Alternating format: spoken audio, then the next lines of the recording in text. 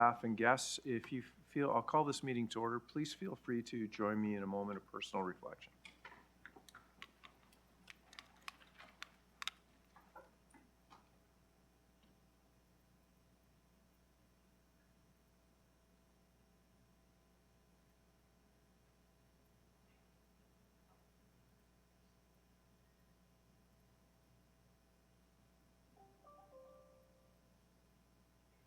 Thank you.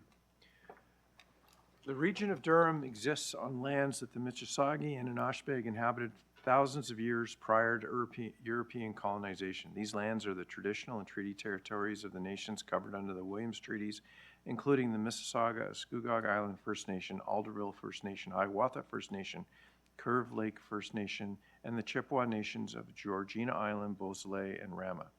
We honor, recognize, and respect the Indigenous peoples as the right holders and stewards of the lands and waters on which we have the privilege to live. In our efforts towards reconciliation, we continue to build and strengthen relationships with First Nations, as well as the large Métis communities and growing Inuit community here in Durham.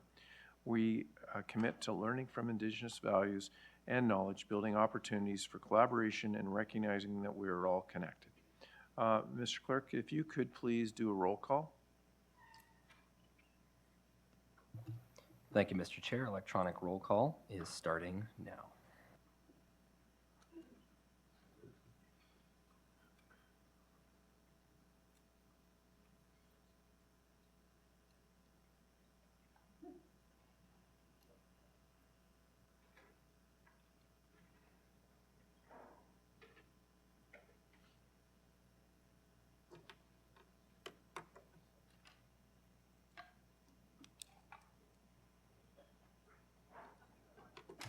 Just note Councillor Kerr has joined us online.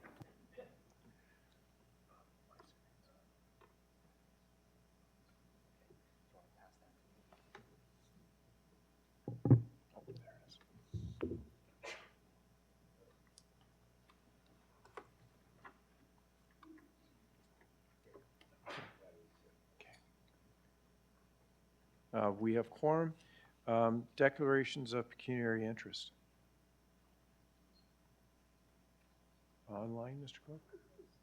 Seeing none, we will move on.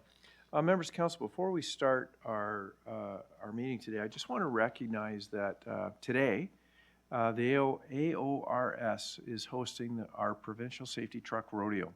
This event will feature 45 of the top municipal equipment operators competing in a snow plow obstacle course that emulates the challenges they face every day clearing snow in our communities. The top driver will be awarded the John Galore Memorial Trophy and be crowned the Driver of the Year title.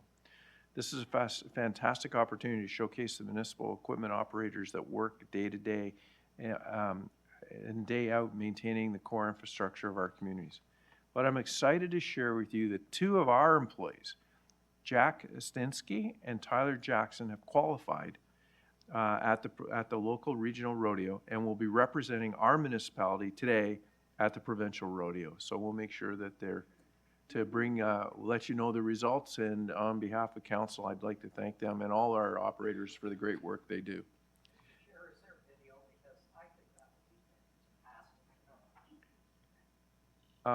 That's a really excellent question. I'll leave it with our comms team to see if there is something that we can show at the next works meeting. Okay, thank you. Members of council, I'm looking for, we have minutes for 4.1, 4.2, and 4.3. Could I get moved by Councillor Marin Pietri, seconded by Councillor Crawford on the minutes? Moving all three. Call the vote. All those in favor? In opposition? Seeing none, that carries. We have presentations.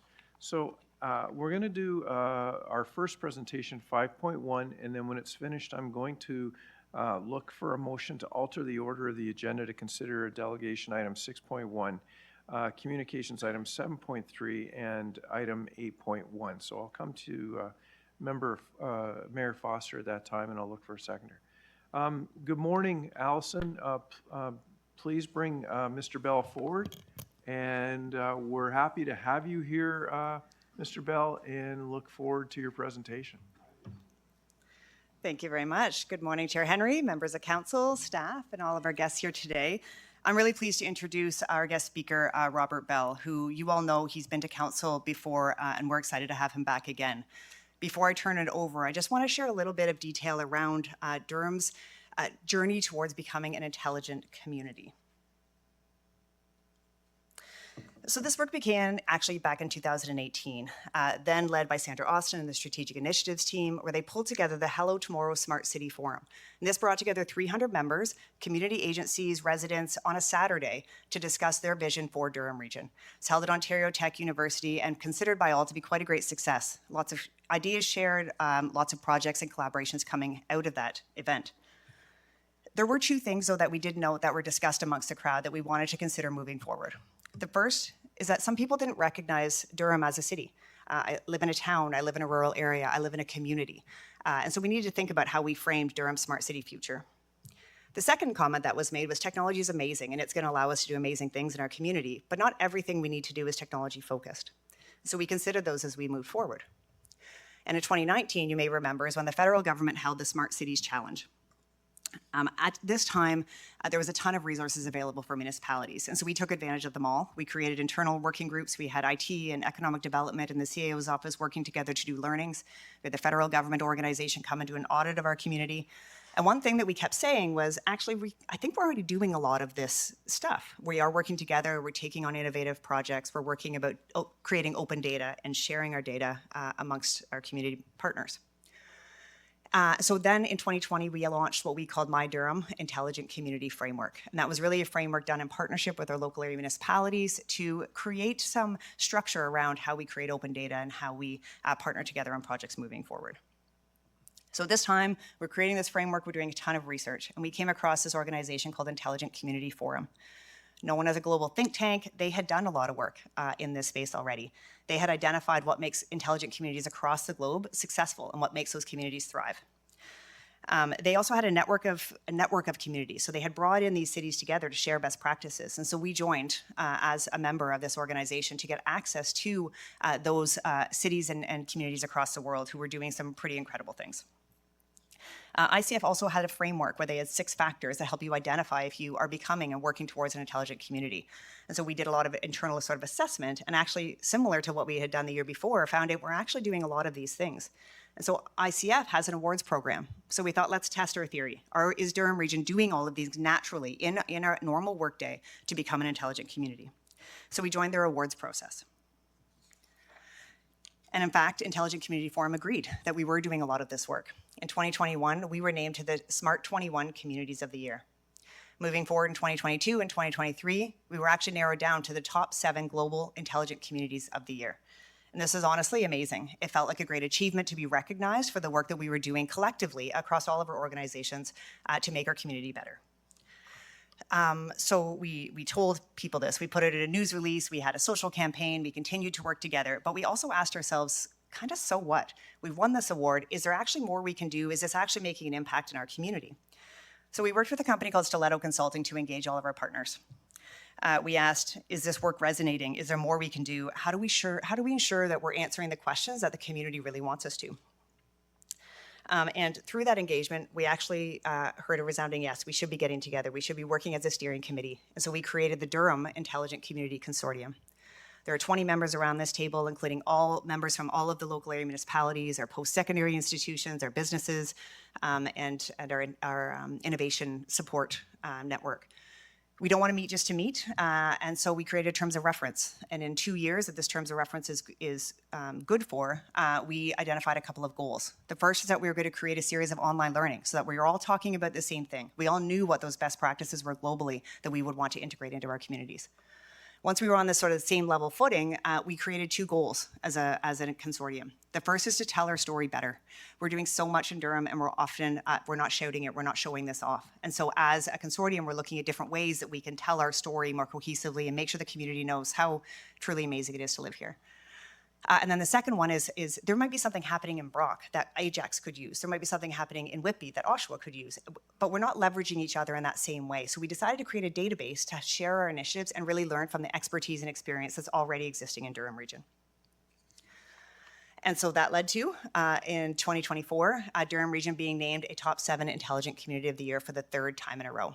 So that leads us to today, and I'm happy to introduce Robert Bell, who's here to do an audit of our community. We wanted to really focus on the consortium because we think that's what sets us apart. When I look at all of my other colleagues in other global cities, it's the one municipal government that's really leading this charge and saying they're becoming a smart city. What I think is pretty amazing about Durham Region is it's not just the corporation of the Durham Region, it is all of our local area municipalities, it's all of these other partners around the table wanting to work collaboratively to better the community. And so keeping that consortium in mind and really respecting what that consortium has told us, there are 2 things that we did for Robert's visit for these 2 days. The first is we use projects from that database to make sure we're showcasing across the entire region all the work that's going on. And the second thing is we've invited a journalist, Jen Foden, who's here with us in the audience. She's creating stories to tell our story so we can tell that story collectively to our community about how great things are going in Durham. So with that, I think I'll turn it over to Robert Bell, who's here with us in person today. He's joined you virtually at a past council meeting. We're really pleased to have him back, and we're showing him all new sites since his last visit to Durham Region. So with that, I'll turn it over to Robert. Thank you, Allison, and Chair Henry, mayors, members of council. Chair Henry, I just want you to know that your business card was safely delivered to me. So I'm looking forward to enjoying that later. Smart, intelligent, what on earth do these words mean when you're talking about a place where people live and work and play and raise a family and hopefully make the future better for that family? Our work, our award program, all the services we provide are based on a very different way of understanding what powers the success of a city or of a region. Now, it's not enough to have a few smart projects, as important as those are, and Durham Region has a lot of them, as that database was gradually filling up with them. I'm thinking of Durham OneNet. I'm thinking of the Traffic Management Center. I'm thinking of My Durham 311. And of course, we look at those. But it's not just at the technology, as Allison said, programs in workforce development, in promoting business innovation, in community engagement, digital inclusion, and sustainability. And what we're really evaluating are the connections among these strategies, these programs, and these partners, among your partners in education, business, local governments, between you and the people of this diverse region. Now, we're looking at the sometimes invisible factors that actually build your economy, that create a strong and vibrant society, and give you a chance to enrich and share your unique culture, or I think I should say cultures, because I'm sure that Whitby is not the same as the next town over. And why is this our focus, our unique focus? It is because these are the things that make a community where everyone wants to live, where everyone wants to work, to play, to raise that family, to secure a place for the next generation. That's our work, that's the work of a community, and as far as I know, that's why we're all here.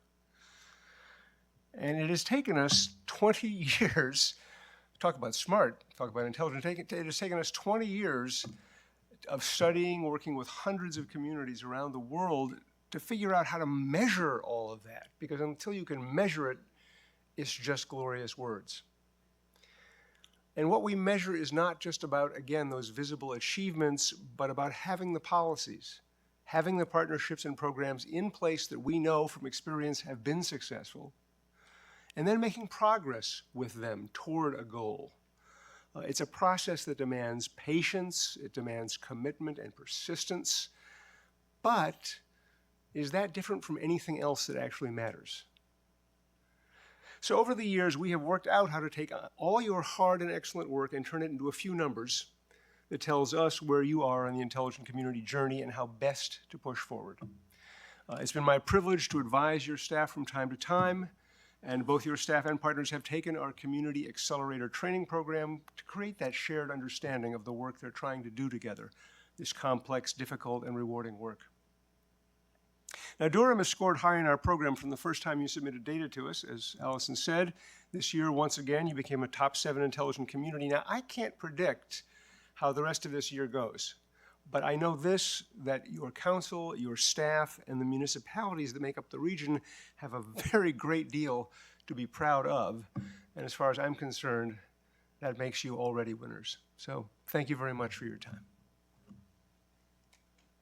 So thank you very much. And Councilor Miriam Ketcher, you're on my screen. Is that from the last one? No. Questions? Go ahead, please. Thanks, Mr. Chair. Good morning, everyone. Wanted to thank you very much for the opportunity to meet you yesterday as I represented Mayor Carter and Council, joined by Chair Henry. I didn't get the opportunity to be able to sort of get into the details of the work that you do, and I know that our staff do a great deal of work, and a lot of it at times is celebrated and some of it's misunderstood. So I think that it's not uncommon, and I know that you have a particular passport, and I want to ask of some of the issues or some of the, I guess, realities that you encounter south of the border, and then some of them that you may see reflected here, and whether or not there are trends that we need to worry about or work on. Specifically, people asking as to why we're, advancing this sort of initiative when they have concerns with the whole notion.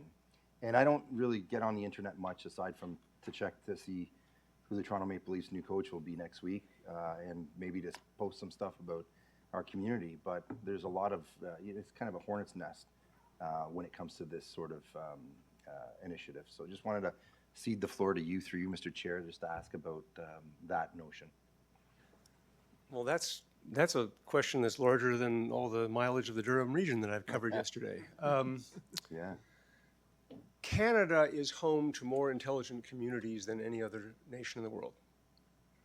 And I'm often asked, particularly by people who don't know Canada the way I've had the privilege of knowing it. I said there's a simple reason. This nation started thinking about this in 1995. There was a Smart 95 thing that happened. We put on actually an event in Toronto, Smart 95, but there was a national challenge. 11 cities were named, not surprisingly, in 11 provinces. And so, it started out with just there's this tech and we need to figure out what to do with it from a community standpoint. So that legacy of thinking about it over time, I think, has equipped, even though there are all those misunderstandings, has equipped the nation and the people in it to advance at a rate that you don't see in many other places. You asked about the U.S. Well, which of the 50 U.S.s should I talk about? Generally speaking, there's a lot of cities doing a lot of good things, but we don't have the kind of. I was struck years ago by the fact that in Canada you still talk about the social compact. At least you did. I don't know, maybe you've given that up, but the social compact. I grew up with that. That was civics, but it's not a topic of discussion. So we're kind of, as you've seen from watching our politics, we're kind of all over the map right now. So it's tough to get that. But then again, you get these incredible pockets of excellence. In my experience, they're almost always in small to mid-sized cities. I just was 2 weeks ago was in another one of our top 7, a place called Hilliard, 36,000 people doing things that you would expect of a city 5 times its size.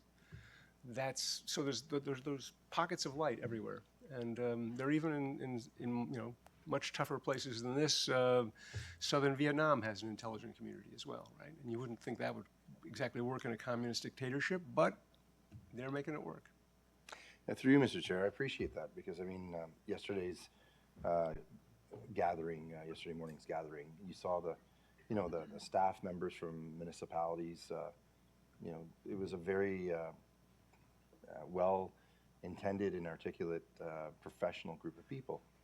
I just wanted to ask through you, Mr. Chair, working with them, how do you see the region of Durham's position advancing? Because essentially that's what you're looking to help achieve, the elevation of a community. Allison and I were talking about this in the car yesterday.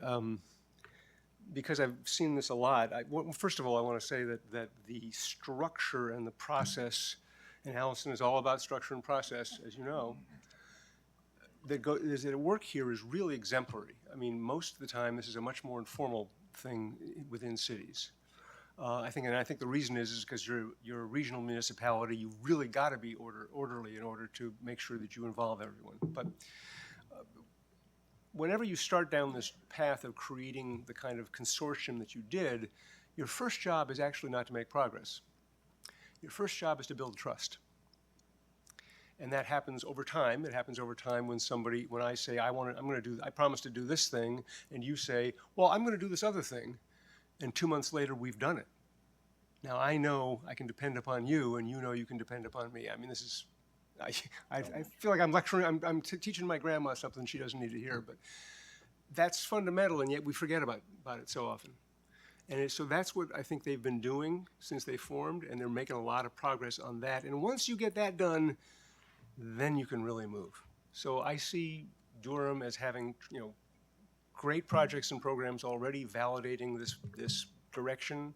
I see them as working on the hardest and most important part, which is this consortium, to bring people together and get them working along the same lines. And you're going to see I think you're going to see this very large rate of progress in the near future. Mr. Chair, just the last question with those two, themes in mind. I guess I wouldn't call it an elephant in the room because it's pretty much something that we've encountered, whether it be this particular initiative or others. People are freely communicating with us now, and typically, reciting some of the things that they've heard or read, and it's human nature. What would you say to someone that writes you an email about 15-minute cities? Does your initiative have anything, to do? Because I don't even know really what that means. It's kind of something that just gets thrown at us often whenever we deal with matters. Could you just be more specific? What does that email say? I couldn't recite the email because I don't really, get as many of them as maybe you probably do. So could you help us understand what the difference between your initiative and what their notions are? Well, since I don't quite know what their notions are, that'll be an interesting idea. But I mean, I think generally speaking, because you're working on this rather complicated thing involving technology, the question is always going to be why I need a job, or I got potholes in my road, or whatever it is. This work matters because you are creating the environment in which this community will thrive. So if you want jobs and you want your kids to be able to stay here and work, how is that going to happen exactly? Well, it's only going to happen if we create an economy that's going to be really prosperous in the next 10, 15, 20 years of AI, of digitization of everything. I couldn't get a cup of coffee at my hotel because the operating system went down. Good and bad sides of this thing. The real question is, it's kind of like paving a road or planting a tree, as you just did. Mm-hmm. If you don't plant the tree, you're not going to get the shade. And so if you don't do this work of building the economy that's going to actually work for your kids, it's not going to. And that's, I guess, is how I would always go to it's always about the future. Thank you for the opportunity, Mr. Chair. Well, thank you for your questions. So that exhausts questions. I want to thank you for the time that you've spent in Durham Region, and to Allison and her team for the great work you've done over the last couple days. And I know that you have to go, so thank you. Thank you very much. Members of Council will move on, and Mayor Foster, I'm going to look for a motion from you to alter the order of the agenda to consider the delegation item 6.1, communication item 7.3, and item 8.1 at this time. Okay. Chair, I was going to give you exactly that motion, worded precisely that way. Okay, thank you, and seconded by Councillor Shahid. On altering the agenda, I'll call the vote. All those in favor? In opposition? Seeing none, that carries. So now I will ask Tracy Craig, Chief Executive Officer, Durham Region Not-for-Profit Housing Corporation, who's here in person to update. It's an update on the regional assistance for the development and construction of affordable housing. Good morning, Tracy. Good morning. Good morning to everyone. Thank you very much for letting me delegate today. And the one thing I'll say is I'm not the best speller, so if you can forgive me for a typo or two in the presentation, I would appreciate that. Today, I'm here to delegate regarding the Committee of the Whole meeting September 11th, where they made a motion regarding the transferring of $3.5 million that was awarded to Durham Region Nonprofit Housing for our 200 Baseline Road project in Clarington to transfer that to a new project of ours at 1707 Ritson Road North. That motion was referred to come to this council, and I wanted to make sure that I did come and get my 5 minutes of time to try and tell you a little bit of why I think that's important. There are many people in the room that we've worked with over the years, and I thank you for that support. But there are a few of you who don't know us, and so I have just a few little points to give you just a little taste of who Durham Region Nonprofit Housing Corporation is. We have over 18 townhouse and apartment complexes throughout the region of Durham, approximately 1,200 rental units. We have more than 3,000 tenants and occupants that we serve. We serve seniors, families, persons with disabilities, singles. Half of our portfolio rentals are rent geared to income. The other half are low affordable market rent. For those who don't know us, this is a sample of some of our properties throughout the regions, both apartments and townhouse complexes. And just as important as the physical side and the properties we have are the tenants and the partnerships that we develop to serve our tenants. We have many partners throughout the region who help us at most of our properties. So we very much care about our tenants as well as we do about the physical space. You might not know that we've completed several building projects. This one was in Beaverton. It was Gillespie Gardens. We finished in December 2019. It was 18 2- and 3-bedroom rental units, a low-rise apartment building, and this was for seniors and persons with disabilities. We also completed a project in Cannington called Allen's Place. It was completed in June 2020. It was 51 bedroom rental units, a low-rise apartment building again, and rental for seniors and persons with disabilities. We also completed a project in Oshawa called Normandy Heights. This was completed in December 2023. It was 24 3-bedroom rental units. They're stacked back-to-back townhouses, and these were rentals for families. And we are currently in progress right now on another project in Oshawa. It's a site we have already had or do own, Conant Place. It's an intensification. It's planned to be completed in June 2025, and it's 53 one-bedroom rental units. It's a low-rise apartment building for seniors and persons with disabilities. But today I'm here to talk about why it's important to, and why I'm asking for you to approve the transfer of the reserve funds from one project to another.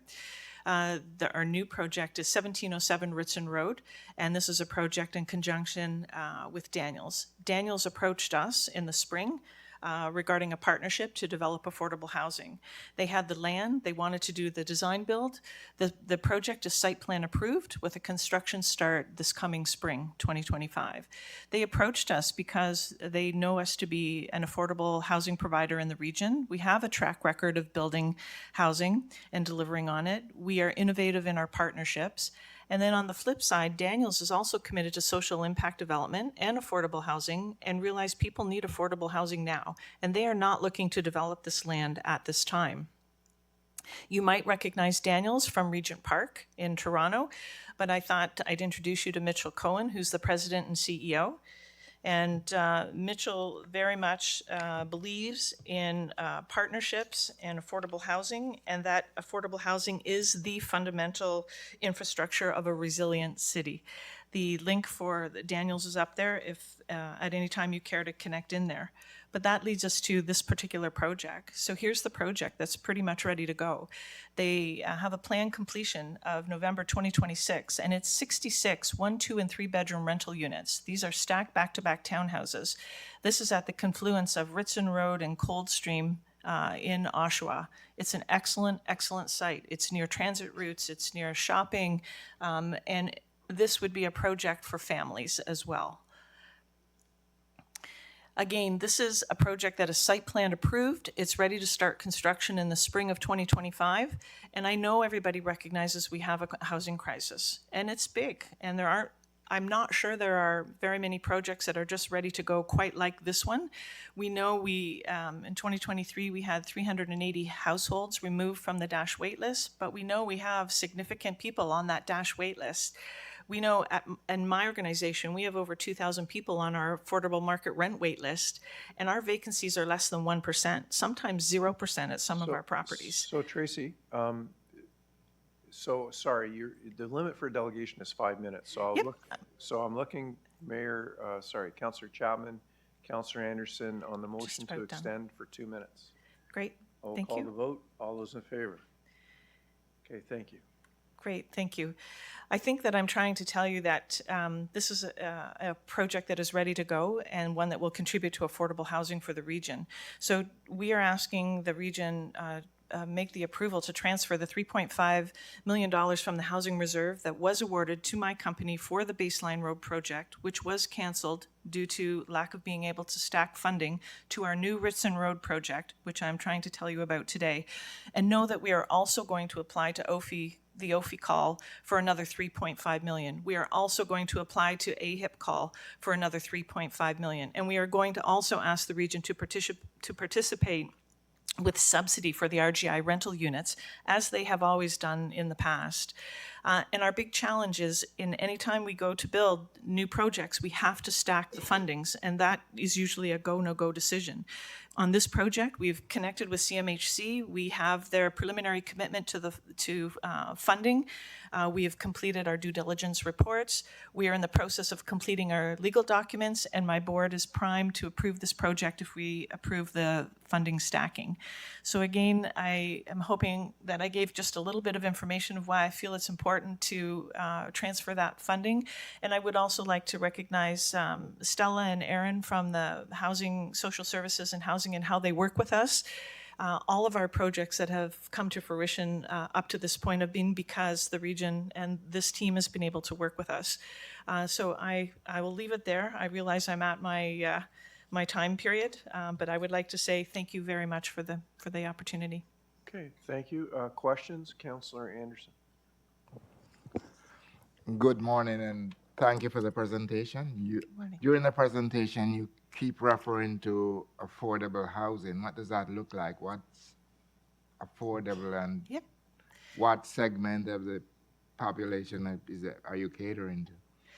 Right, so this particular project will cater to families and those that need to have affordable rent. And so what is affordable? So many different definitions, but affordability can be people who only have to pay 30% of their income towards housing. And this project, we have, I think it's 26 or 28 rental units out of the 66 that would be for people who are rent geared to income.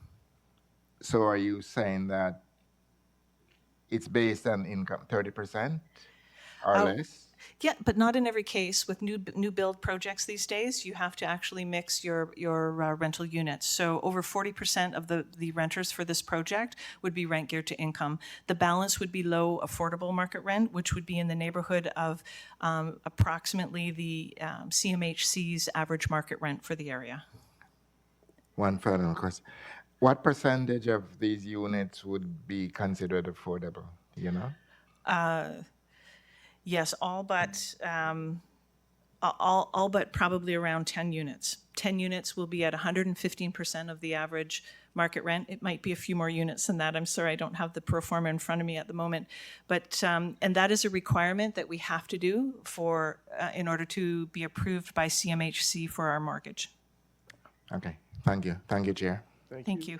Councillor Marion Pietri. Chair Henry, appreciate the questions asked by Councillor Anderson. I think it's top of mind for everyone. I just wanted to ask through you, Chair Henry, to CAO Greg, a couple questions, and mainly, you know, the execution of the project and completion is obviously something that, you know, we look forward to after, you know, all the pieces are put together. And so my question would be through you, what sort of partnerships, or can you expand on partnerships with the private sector? Because these are large projects and obviously we're not going it on our own. Yes. Could we have a little bit of, understanding of who these players may be? For sure. Thanks for the question. So this is our first foray into a partnership with the private sector. So That's Daniels, and they're well known for trying to make every effort to bring affordable housing in addition to other types of housing to any particular neighborhood. But I will also speak that we have partnered with Habitat for Humanity, and in fact, that's what Normandy was in Oshawa. We took one of our sites, Habitat has half for affordable home ownership, and we have the other half for very low rent geared to income rental townhouses. So we're working on partnerships, but I'd like to think that this is only the beginning for us and hopefully for the region. I'm sure you've heard through their housing team what they're looking at as well. But from our perspective, I think we need to get this project with Daniels under our belt, and then we have lots of other properties that we own that we're interested in talking to them and others. And in fact, we have been approached by other Very good. private partners to discuss property that they do have, and those are sort of in discussion right now. And I'd be happy, Councillor, to follow up with you once we get a little farther down the path with some of those discussions. Much appreciated. Thank you very much, Chair. Thank you. Thank you. Thank you. Councillor Chapman. Thank you, Mr. Chair. Hi, Tracy. Just, this might be a simple question, or might be that you have to do an estimate. So if all the ducks are in a row and you get to start building in the spring of 2025, what's the estimated completion date when people would be moving into these homes? Yes, it would be near the end of 2026. Right, so before the end of this council term. Okay, thank you. Thank you. Councillor Wu. Yeah, through the chair, and thank you very much, Tracy, for that presentation. And getting back to the Daniels group, and anybody that I guess has driven along, whether it be Gerard or Dundas in Toronto, and you mentioned what the Regent Park area, where Daniels has partnered. I think at the time it was Toronto Housing Corporation. They had the land, and fabulous job. In this case, Daniels owns this property, is it? They currently do, yes. Okay, and they approached Durham Nonprofit Housing yourself. Yes, they did. Okay, and part and parcel, and again, there is a motion coming forward, and I'm glad to second that motion to have that monies, that 3.5 million transferred over. You said CMHC, and there was another funder, is it, that you're trying to go after? Yes, typically to nonprofit organizations like myself, there's only so many areas you can go to stack your funding. CMHC, of course, is prime, and from them we will achieve a mortgage and some level of contribution funds. But then we have to look elsewhere. So we look to the region in this case to transfer some of the reserves. The other things that are other areas that are available to us are OFI. We are going to apply for that, and also the AHIP program from the region. We are going to apply for that, and if we can uncover any other funding areas that we can qualify for, we will. Okay, and I think as Councillor Chapman had mentioned, you hope to break ground in 2025 if everything falls into place? Yes, we are going to try very hard for March breaking ground, but it might be April, in the worst case May. And we have quite an aggressive build schedule, but I believe that we should be able to deliver and start putting renters in by the end of 2026. Okay, thank you very much. Thank you. Thank you. Okay, Councillor Jubb.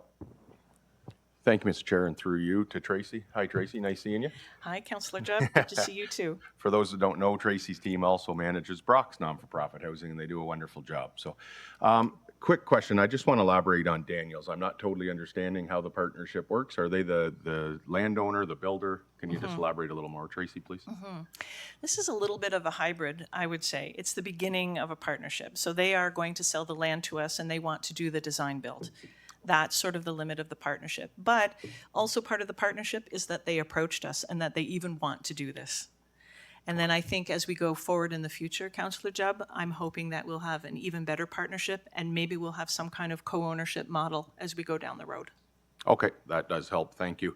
I understand that you couldn't stack the funding for Clarington. Can you just clarify how we think you could stack the funding for the Ritson property and how it's different? Yep. Every day is a new day in terms of your funding stack, right? And so I'm here today to hopefully get this reserve transferred, and we'll put a check in the box for this. We are applying for OFI. It closes October the 6th, and a decision will be this fall. I'm hoping we'll get a check in the box. Same for AHIP. And relative to the 200 baseline road project, I'd like to give kudos over to the Clarington Council. They were amazing in terms of their support on this project and what they could bring to the table in terms of the land, but we couldn't execute on the funding stack for that. We applied for some funding and we were declined, and so the gap was just too big for this nonprofit to be able to pay 10 or 11 or 12 million dollars as an equity contribution to the project. And this is how we have to do it these days. We are applying for every funding available to us, and there are timings related to it, as there are with this particular project. So we are hoping that we make progress come this fall, and that this project will be a reality and shovels will be in the ground in the spring. Okay, that helps. Thanks, Tracy. Now, if we, hopefully not, knock on wood, it doesn't happen, but if this can't be stacked again, then this money would obviously be transferred back and we'd be having maybe the same conversation for another property. That could happen. Okay. I'm supportive of this, and thanks for coming, Tracy. Thank you very much. Thank you. Mayor Carter. First of all, good morning, Mr. Chair, and good morning, Tracy. Great to be able to Good be morning, with you once Councillor. again. There just seems to be a lot of questions in regards to the Daniels Group, and I'm just wondering if you'd take an opportunity to be able to kind of share with council in regards to your knowledge in regards to the Daniels Group and their work, not only with TCHC, but some of the other work. And carrying on, yes. Well, Daniels is an amazing corporation, and I would encourage anyone to just do a little look up when you get a moment. But Daniels is well known for their contribution to Regent Park. Regent Park was in conjunction with Toronto Community Housing, and it's quite a large acreage in Toronto that they redeveloped. There were people living in buildings on that site, and they very much cared about the tenants and found a way to move them until they could build appropriately on that site. Daniels handled the first 2 phases of that site. I don't think they were awarded the final phase, but that's fine. I think they were ready to move on to the next. But they have a very social heart. They, of course, they're for-profit corporation, but at the end of the day, they believe in social impact investing and partnering with companies like mine and others, Toronto Community Housing, so that they can continue to make resilient, vibrant communities. And I think that's really what we want, along with providing some housing at the same time. So if we can do it and Daniels can help us get there, there's no reason why we should say no. Just in your opinion, do you believe that the Daniels Corporation is a good partner for Durham Regional Nonprofit Housing based upon their previous record and outcomes? Yes, I do. And I would encourage my region housing colleagues as well to, make a connection maybe with Mr. Cohen to have a discussion. They're very much interested in developing vibrant communities. I really appreciate it. Thank you, Tracy. All the best to your team and keep up the good work. Thank you very much. Thank you, Mr. Chair. I appreciate the opportunity to ask some questions. Thank you. That exhausts the list of questions, so thank you, Tracy, for your delegation this morning. Thank you very much. Members of council, there was we moved 3 items. Item 7.3 would be what we would deal with next. And I'm looking for a motion to refer that to consideration of item 8.1, which is COW 2024, 2024-COW-36. Moved by Councillor Mayor Pietri, seconded by Mayor Foster. On the referral, all those in favor? In opposition? Seeing none. Okay, members of council, the next part of this motion was item 8.1. 8.1 is located on page 94 of your agenda, and it is a motion. Mr. Clerk, it's a motion. So the motion is moved by, the motion on the report 2024 COW 36, updated regional financial assistance for the development and construction of affordable housing project in the municipality of Clarington. There is a motion related to this. I'll go to the mover, Mayor Foster. It's just so you can just say yes right now. Yes, Sort of. So it is amended to make sense. Yeah, I'm going to that too. Okay, perfect. So Yes. And Councillor Wu is the seconder. Yeah. Okay. Do you have the motion in front of you to read into the record, or would you like me to read it into the record? Whichever is preferable. Read it in, please. Okay, so essentially it was the motion that was brought forward at COW, amended such that, and there it is there, it states simply that the $3,500,000 regional financial assistance funds previously approved by council for Durham Region Nonprofit Housing Corp's affordable renting housing project at 200 Baseline Road, Clarington project be transferred to the Durham Region Nonprofit Housing Corp's affordable rental housing project at 1707 Ritson Road. Okay, so the motion's on the floor. Would you like to speak to it? I think it's pretty straightforward. I think Ms. Gregg has done a fantastic job, as does the corporation, as you heard. October 6th is the deadline for the one piece of funding. This is almost a chicken and an egg piece, so there is work yet to be done on the financing, but this is a very important part of the corporation being able to move forward in applying for, and I expect to be successful in the funding. For those of you who follow the nonprofit, they are one of the few, including Durham Region, one of the few that have been recognized as fast builders by CMHC, recognizes their efforts, gives them first crack at money and preferential rates. I think the team, with the help of Durham Region, does an amazing job. And I have to thank Stella and Nancy for their work on this and their help with this. Thank you. Okay, thank you. Councillor Wu, as a seconder, would you like to speak to this?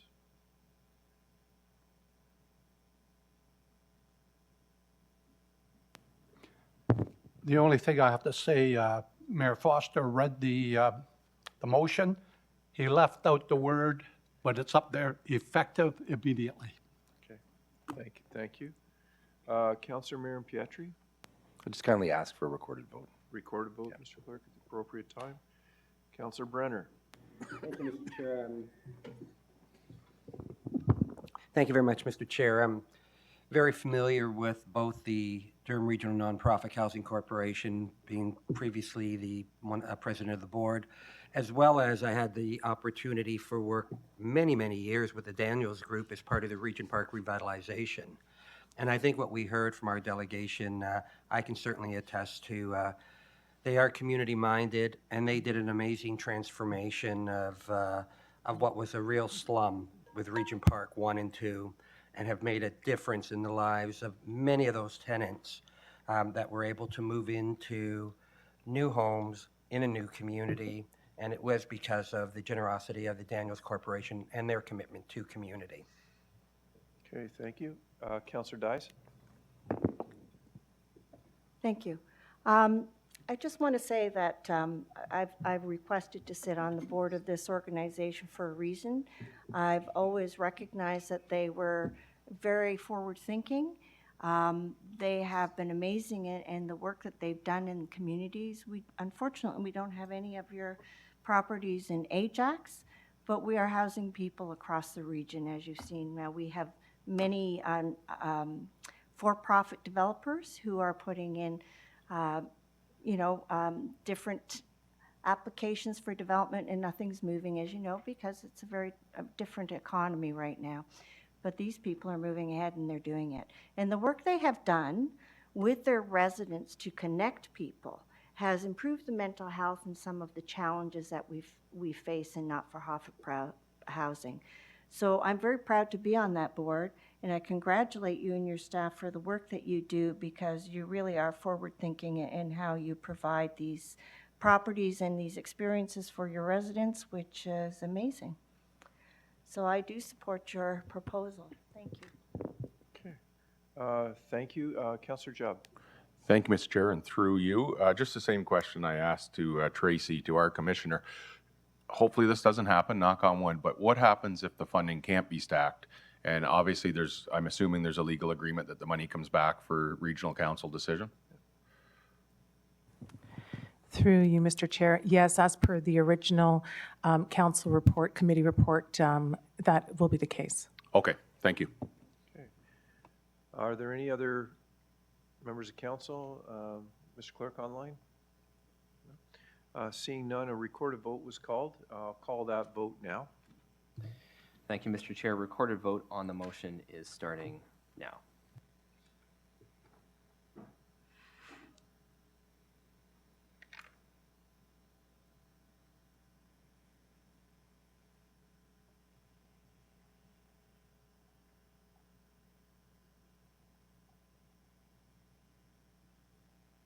That carries unanimously. Thank you for your presentation this morning. I think that we'll go back to the agenda now. I think, Mr. Clerk, how much time do we need to get set up? I think some of us, yeah. So members of council, what I'm going to do is I'm going to look for a motion to go into closed session. And then I would like to, and the reason for that is information explicitly supplied in confidence to the region, a regional corporation by Canada, province or territory or crown agency of any item. Then in order to get set up, I'm going to look for a 15-minute recess. Do it all at once? 15. Okay. So what I'm looking for is a motion to go into closed session. We don't have to, we can do it all as one. With a break for a 15-minute recess. Moved by Councillor Chapman, seconded by Councillor Shahid. On going into closed session with a 15-minute recess, we'll call that vote now. All those in favor? In opposition? Seeing none, we will break for 15 minutes and come back to closed session.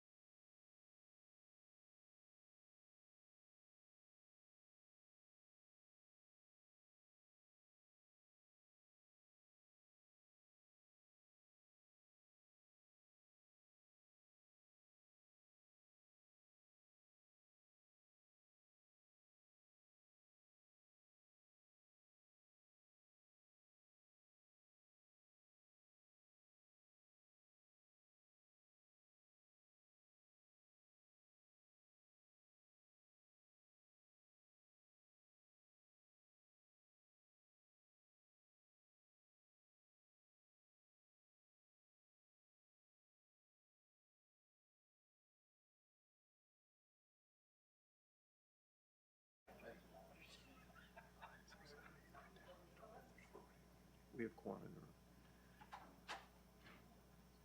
Okay. Members of council, we are back in open session. We have quorum in the room. In the continuing interest of transparency and open government, I am reporting in public session that there was no motions or direction given to the confidential presentation related to Go Station implementation. Members of council will move on. We have dealt with the item number 6, which is delegations. We'll move on to communications tab. We'll deal with each item individually. Item 7.1, CC20, correspondence from Atria Development Corp. Dated September 13th.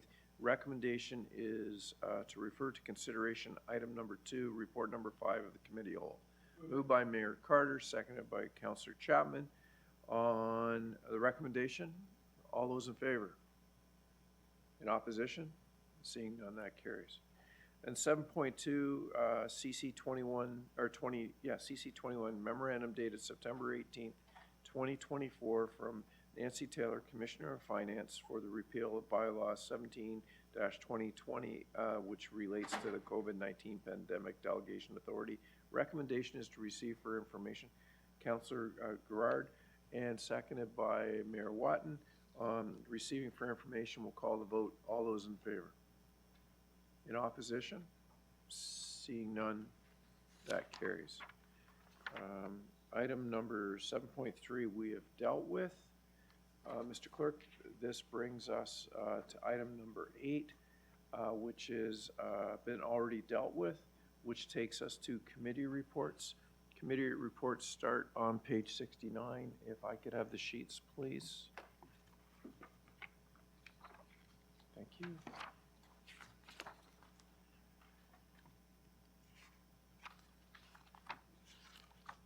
Okay. We'll start with finance and finance and administration. Just give me 1 second.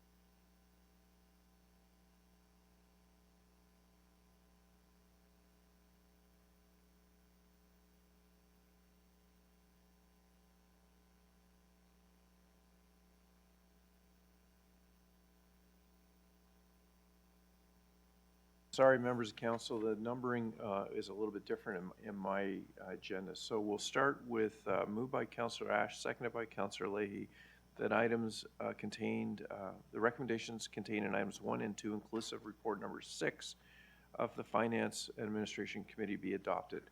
Pulls. So I'll go to Councillor Nicholson first. Councillor Nicholson, the item?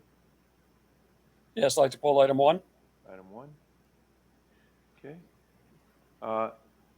We'll come back to you in a second, Councillor Nicholson. Any other polls? We'll call the vote on the remainder. All those in favor? In opposition? Seeing none, that carries. Councillor Nicholson on item 1. Thank you, Mr. Chair. It's not a surprise, members of council, that I will be opposing this recommendation. I have great concerns the message that we're sending. To pass an increase of this type when our own reports show that the vast majority of our council is not using the current amount sends the wrong message. A 60% increase, despite the fact that it has not been increased in many years, also sends a negative message as we head into this year's budget deliberations, which we'll be dealing with later today at this meeting. The public out there is struggling, and I think members of council know that. Whether you're a homeowner, whether you're a renter, whether you're somebody just looking to fill the groceries on a weekly basis, or a local business trying to survive in difficult times, they want their council, I believe, to send a message that we understand the difficulties that they're going under. And I think most of us do. But unfortunately, this motion sends a very negative answer to those who are concerned. It sends a message that we are out of touch.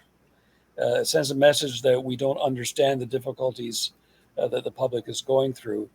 And it's putting our own priorities as councillors before those of the public and before those of the taxpayers. Whether or not it has a major impact on the budget is irrelevant in my opinion. The message we send is what's important. And with respect to those who wrote the memorandum, those who wrote the report, I understand the reasoning behind the suggestion, recommendation, but I just simply believe that the message we would send by passing this would be the entirely wrong message to send to our community, and I would ask for a recorded vote at the appropriate time. Thank you. Okay, thank you. Mayor Ash? Thank you, Mr. Chair. It's always good politics to rally against increase in expenses and salaries and all that, and I get it. The reality is this budget allotment has not changed in, I can't remember the date, but it's well over a decade. There is no increase in the budget for this amount. I think attendance at conferences and professional development is imperative to be a good counselor. We're lucky to have members around this council that sit on the board of directors of AMO and do work with FCM, et cetera, et cetera. So I won't use this increase. I don't charge any of my expenses to the region in regards to conferences. The city has a very generous allotment, and it goes through then. But not everybody's in the same position as the city of Pickering in regards to, or has the same commitment to professional development as that we do at the city. So I get Councillor Nicholson's idea. I always acknowledge his passion and his advocacy for protecting the taxpayers' interest. But I really think when we look at our current policy, how far we're behind other areas such as, say, Peel, and having an opportunity for councillor policy to be done and indexed as a regular occurrence, so that we don't have the political, I'm not going to say grandstanding, but the political discussion around this is, I think, a good governance, and I will be supporting it. Thank you. Councillor Chapman? Thank you. I think we all know where everybody sits in all this, and you're right, it is easy to say I'm not supporting this because, it's not the right thing to do. But in addition to what Mayor Ash talked about, about learning opportunities, today we need a lot of advocacy with the federal government and the provincial government. Lots of times people sit in this council and say, the provincial government, they need to do more for us and we have to get them to do this and all that. Same with the federal government. But where do you get the opportunities to talk face to face with a minister and, reiterate those things and say, here's what we need, and perhaps it helps. Did there? I mean, I was at AMO, and it's not a party time, and this is what we see on Facebook. It's, about everybody getting away on a little holiday and all that. I tell you, I think I worked harder at AMO than I did, in my office in Oshawa. But, I met with 4 ministers, right? Personally met with 4 ministers. And that's outside of the delegations that a lot of the communities did and the region did. Right? I mean, Envision Durham is a great example. I met with the minister and I did poke chest with him and saying this has got to be approved. Now, I don't think that's why it got approved when it did, but it certainly didn't hurt in some of the comments that I made to him, I'm sure. I had a great discussion with the Minister of Transport. And the same at FCM, when you talk to these people and their staff about some of those issues, you need to advocate for that stuff. And it's not just staff that need to advocate. We have government relations staff and things like that. It's actually, they need to hear from the elected officials, because we're telling them what the people that elected us are telling us and what we need to do for them. So I agree with Mayor Ash. It's not about, it's about doing the networking, it's about doing the advocacy, it's about training. Because you do learn a lot at these conferences if you pay attention, if you don't just go and, don't show up at any of the major things, which I'm sure some councillors do. I won't expand upon that. But I think you're right. It is a matter of keeping up with, this hasn't been done for a number of years. The cost of those conferences and the hotels, for example, if you go to FCM, it was in Calgary, right? It's hard to drive to Calgary on a couple of days, right? So you need to fly out there. So there are those expenses that go there so that you can represent the people that elected you to represent them at the higher levels of government. So I will be supporting this. Thank you. Thank you, Councillor Kerr. Thank you, Chair. I just want to clarify something here, and I understand this, but we're not talking about a salary increase that every councillor gets that goes into their bank account. We're talking about increasing the available expense money that hasn't gone up in goodness knows how long, because the cost of travel to attend professional development, to expound the benefits of being in the region to other municipalities, and to lobby, as Councillor Chapman said, for the benefit. Sorry, I'm really ill today. My tongue isn't working as well as it should.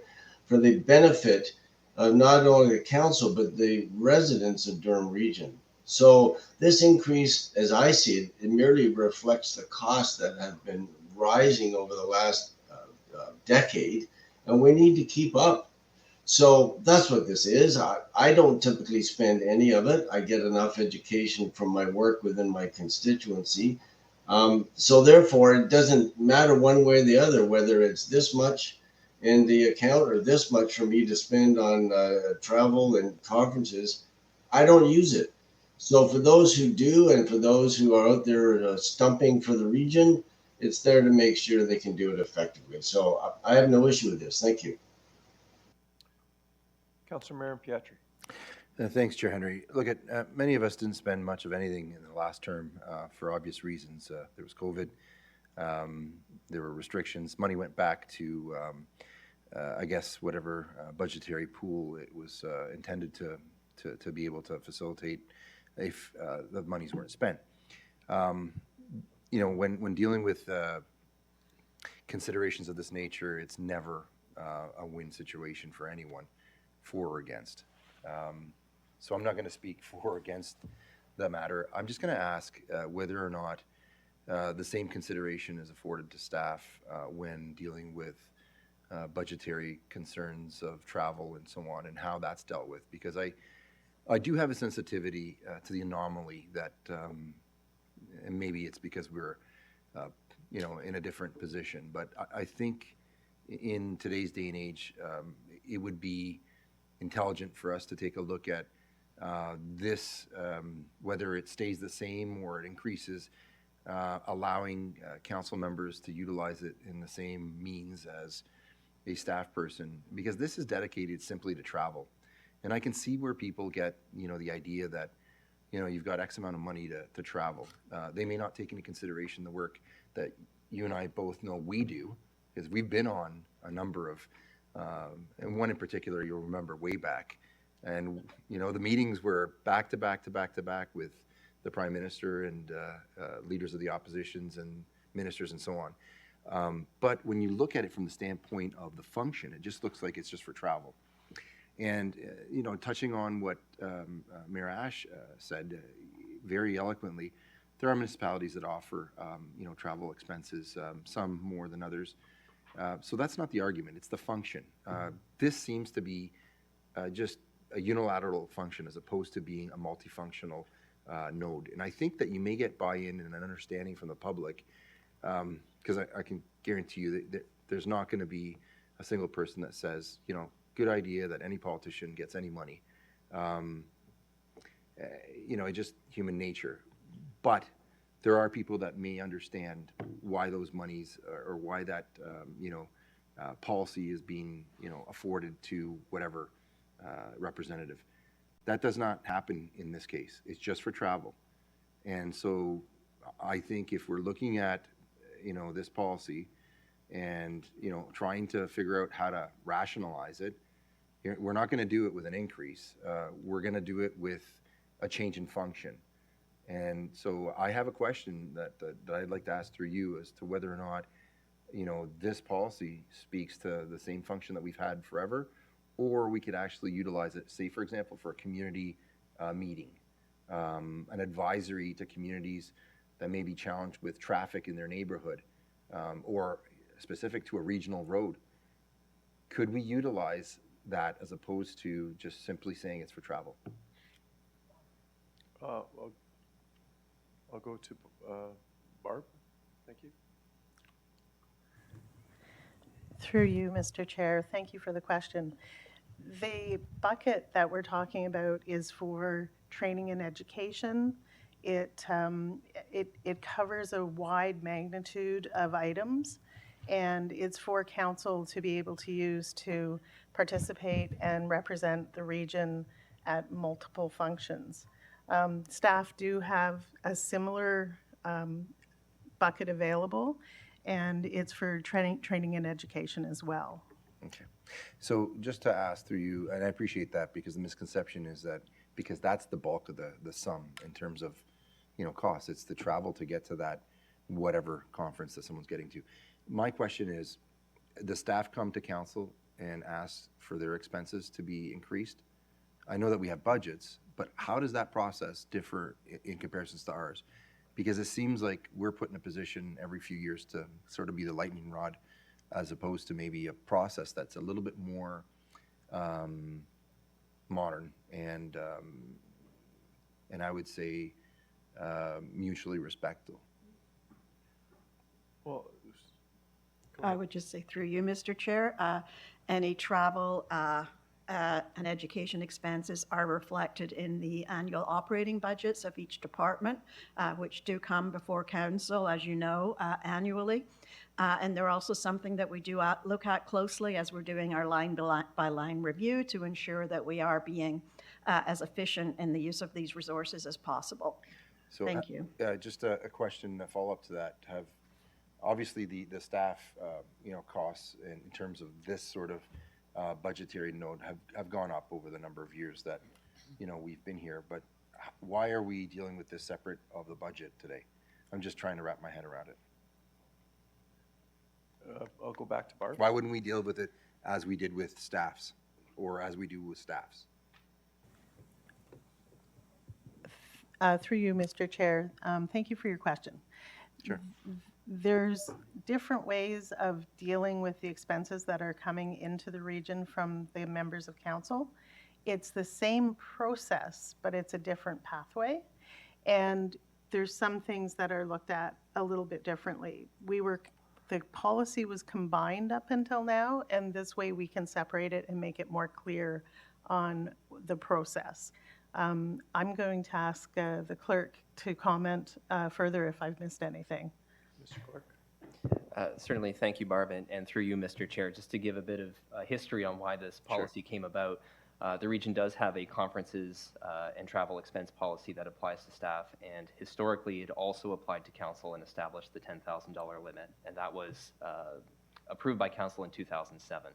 Our goal with this policy was to create a separate policy for council that dealt a bit more with the administrative challenges that we experience in our office in processing council's expenses, and deal specifically with the kinds of expenses that council incurs in going to conferences and events for training and education purposes that are separate from staff. So there are different considerations. It improves the accountability and the transparency of the process for council members and for the public, and provides much clearer guidance about the administration of those expenses. Okay, I have a few seconds left. I don't mean to prolong, but the question would be, say staff have a conference or an education sort of requirement, because some of them are requirements. They have to upgrade their skills and so on, especially in the water services department and so on. Where would that come from? Is that from the department, or is there a government relations account that we have? Through you, Mr. Chair, that would come through the departmental budget. Thank you. And on, just to comment on to staff too, before I go to Councillor McDougall, we've also have our staff here at the region participating on a number of provincial organizations too. And I know that Ms. Taylor is involved. I know that our CAO is involved with the, as chair of the CAOs for Marco right now, doing incredible work, bringing attention to the regional challenges that we're having in the province as it relates to both the federal government and the provincial government. And often this takes them outside of their work hours. They're traveling, they're working in the evenings, they're doing the work that we've asked them to do. And on the council, just to remind members of council that this body has appointed a number of members of this council to different boards outside of the region. AMO, the CNE boards, the mayors in the north are involved with the Rural Mayors Association. There's a lot of things that go on. So I'll go to Councillor McDougall now. Thank you, Mr. Chair, through you. I won't be speaking in terms of staff expenses, but just in terms of earlier today, we discussed a reallocation which was unanimously supported to move funds from one housing property to another one. If I could, through to Commissioner Goodwin, is this a total budget increase for us, or is this just a matter of a reallocation of funds? Through you, Mr. Chair. So I'll start. This is a pot of money that is set aside for members of council. There are some members of council, as Mayor Ash has said today, that does not use their funds. So for those that they're outside of the $10,000 limit, this gives a funding model to support those, and those who don't use the funds, it just goes into that pot. Commissioner? Through you, Mr. Chair, that's correct.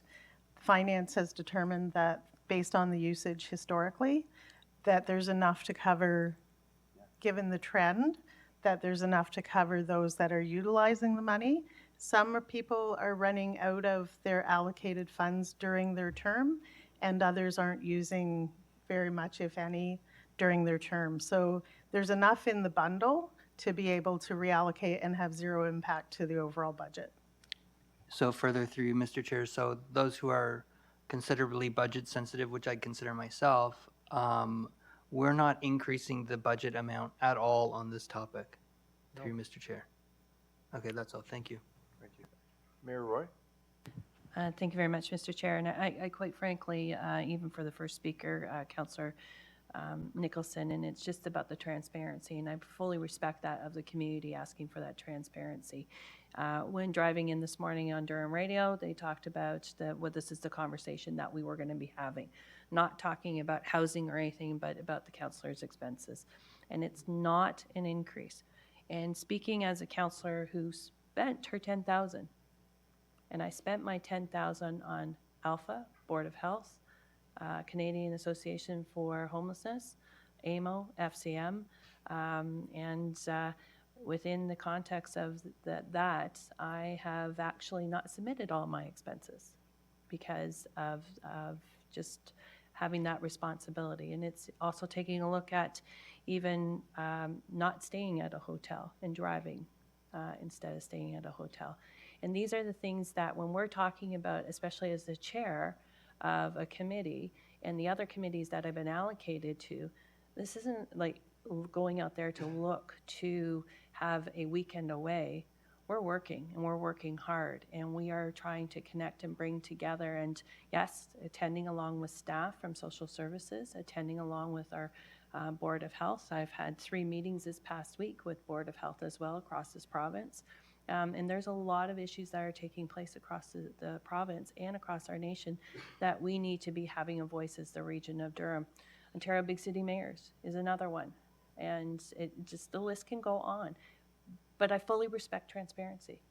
People need to know what we are doing and why. And I don't have a problem with sharing that and explaining why there needs to be a support for an increase.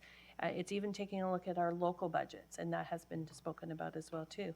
Some of us as municipalities, we have the opportunity at the local level to have that support, but some municipalities don't have that budgetary amount to be able to give the support. So as regional councillors around the table, it's great to have my colleagues from the north along with us to participate as we are speaking to the province about our needs, because this is the needs of Durham. It's not the needs of each one of our municipalities. This is one where we have to be there, to be that voice. And sometimes we're not that voice that's heard very loud, as you have shared, but now we need to be a louder voice, and this is about supporting for our residents of Durham. Mayor Foster. Well, thank you, Mr. Chair, and I'm going to take a slightly different tact. Most of us in this room have, or in the past, have had professional designations. The expectation of the groups that we had professional designations with was that we did continuing education, and that costs. And the expectation of the public is that the professionals have ongoing education to make sure that they are up to speed on new developments, new ways of doing things. We expect of regional staff to do continuing education, to make sure that they are up to speed, to make sure that they are innovative, that they can take advantage of things that they can learn from colleagues. I would suggest that the public, where we, as members of council, are not taking advantage of those situations. We are not taking advantage of learning. We are not taking advantage of making the connections, of advocating on behalf of our residents. So we've heard of the work that's going on with the MPPs, with the MPs, at FCM, at AMO, and much further. You know, there should be an expectation that we are doing work beyond showing up for this meeting for a couple of hours and talking about things, and most of us are. If you're not taking advantage of this, you're not working as hard as a vast majority of councillors are. And then you get into a situation of, as Mayor Ash pointed out, you know, not all the local municipalities can afford this. And I can tell you, I've got councillors that have paid out of pocket because they haven't wanted to. They're paying out of pocket to do work for the municipality and for their residents, and that should not be the case. Unless you want a bunch of people that are independently wealthy, and those are the only people that can do the job. I'll also suggest it was 2007. Around 2007, on behalf of another organization, I stayed at One King. It was new. I'm sure that it was a promotional rate, but I recall, I think it was $150 or $175 a night. I just Googled it. If you get a deal, it's $500 a night now. I mean, in the last 7 years, the cost of travel, the cost of registering for these programs has increased hugely. So I don't know that we should be justifying using this money. I think those that don't use the funds need to be talking to their residents as to why they're not taking advantage of improving themselves and making sure that we have a voice at the table, because that is so, so very important. And I'll step off of my high horse and be quiet now. Thank you, Mr. Chair. So, members of council, I understand this, but this morning we invited you to an amazing announcement that we had downstairs about the increase in funding from the province to the water treatment plant in Oshawa. That announcement didn't come with a lot of work, a lot of meetings, a lot of time. And what I'm saying is there is a dollar value attached to some of the work we do. We don't quantify it, but sometimes you have to spend money, and today's announcement was a great example of the work that our staff had done, staff at the City of Oshawa, Mayor Carter lobbying the province on behalf of the residents of Durham Region. Lobbying and now we have funds that will help build or help us construct up to 180,000 new homes. Now that is money that's not coming out of the region's budget. That is money that we're going to participate with. But I'll go to our treasurer. We're now paying 33-cent dollars instead of 100% dollars. Is that correct? That's correct. So the announcement this morning is just one example. It happened today. We had two amazing announcements in this room. And if you don't use the money, it'll still appear in the financial statements as not used. And for those members of council that use the money to benefit this region, we don't quantify the returns. But I can tell you that when the mayors and the chairs met in Ottawa, we were heard this year. That there are results coming from that meeting prior to AMO. So today, you've heard me. If you don't use it, it'll show as zero. If you use it, it doesn't increase the amount of money that is already in the budget, but it's not being used. And I can assure you that the clerk checks every expense, or someone in his office comes in, all the expenses are checked, and those that don't qualify for being paid are not paid. Am I correct, Mr. Clerk? You can answer that. Through you, Mr. Chair, that's correct. Okay, thank you, Mr. Clerk. Mayor Schumer. Mayor Schumer, we can't hear you. You need to push your request to speak button. Try again. Mayor Schumer? Still cannot hear you.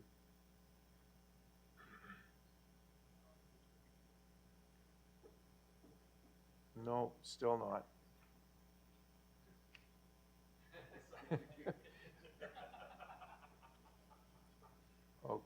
Okay, Mr. Schumer, or Mayor Schumer, are we prepared to go on? Okay, I'm getting a nod. We'll continue. I believe a recorded vote was called by Councillor Nicholson. Thank you, Mr. Chair. Recorded vote on item number 1 of the FNA report is starting now.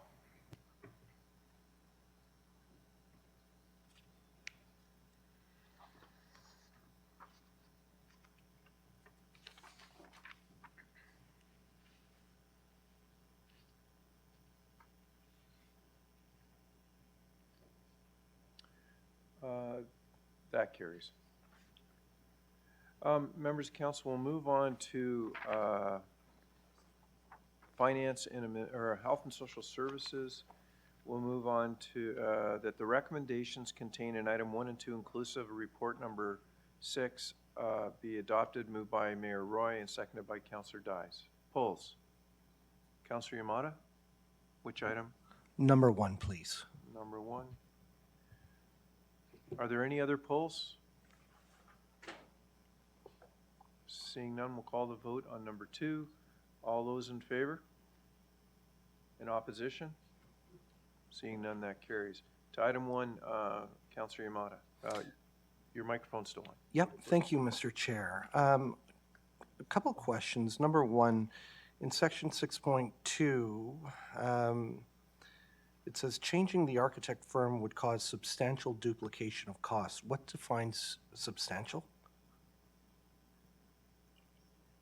I'll go to Gary.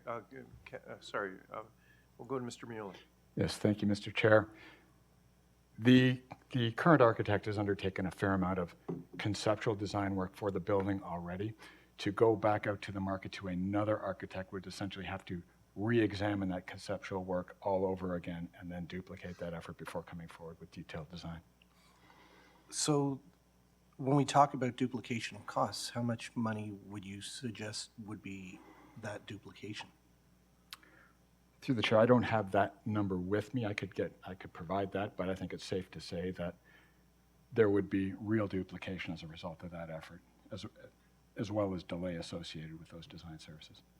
Okay, but all I see in section 2 is basically saying substantial duplication of costs. I don't know how much in terms of value we're looking at substantial duplication. We don't know, because I don't have a crystal ball in front of me, what it would look like if we did go out to tender and what we would get and what potential savings there would be when we're looking at spending $5 million in total. I remember back when the 1635 issue did come for the first time, and the reports, I think, were maybe 3 pages long. There was a small paragraph based on the financial implications, and we had to go ask for the appraisal to be released to members of council, and then there was a substantial more information provided. So I don't feel comfortable supporting the sole source. especially when we don't know what would come back. And I'll call for a recorded vote at the appropriate time. Thank you, Mr. Chair. Thank you. Councillor Chaffin. I have a question. If we were to go out and look for another architect, we'd have to do the RFP, which has extended deadlines. Like it's not going to happen right away. And then, as you said, the new guy would have to look over the old concepts before they could start moving forward. So that would cause a delay on when we might be able to start the building of these facilities to be occupied by people who need them. Would I be on the right page there? Yes, through the chair, that's correct.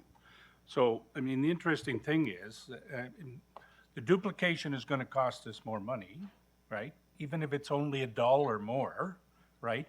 It's the time limit that bothers me, right? As I said earlier today, is some of the issues that we have is how quickly we can get housing built. In the last term of council, we wanted 1,000 affordable housings done by the end of the term of council. We had 1,200, but it wasn't 1,200 that people were occupying. It was 1,200 that some of them were in the works.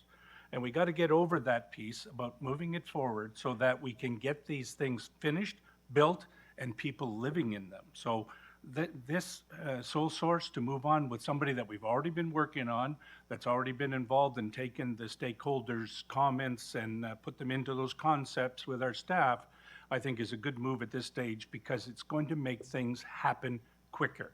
And that's what I want for affordable housing. Thank you. Thank you. Mayor Schumer, we'll try again. Thank you, Mr. Chair. Can you hear me? We can hear you now. Okay, great. I guess my question on this is the other sources.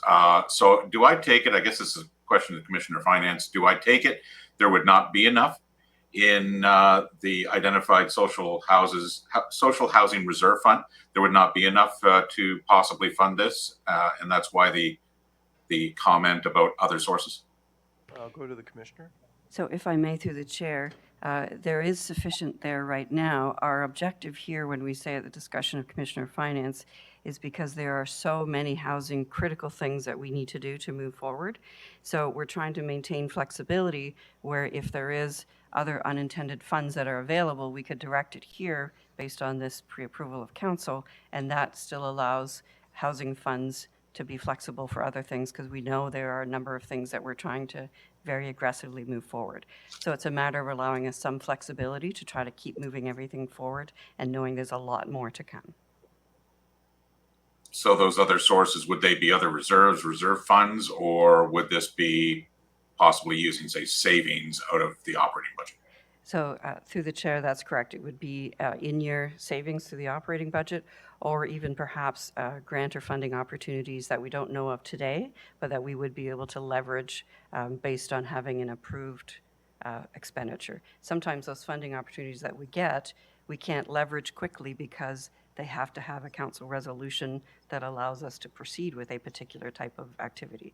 So in a perfect world, something like that may happen, and then the other scenario, as you mentioned, is within, if there's anything available within the operating budget during the year that could be allotted across. Okay, thank you. Just a little uncomfortable not knowing exactly how much might come out of a reserve, how much might be coming out of savings, but just rings a little bit of a blank check idea. Thank you very much. So, members of council, there's no one else in the speakers list, so I just want to comment on this. We have been very successful at bringing MPPs into this facility. We have lobbied everyone that has made themselves available. We've entertained ministers at this facility, both federal and provincial. This is about getting this facility ready in the event that there is any job project money for immediate projects. And I'd like to have our CAO speak to it, please. Thank you. Through you, Mr. Chair. Yes, that's true. We're working closely with CMHC on a number of our housing projects and also in discussions federally and provincially on money specifically for 1635.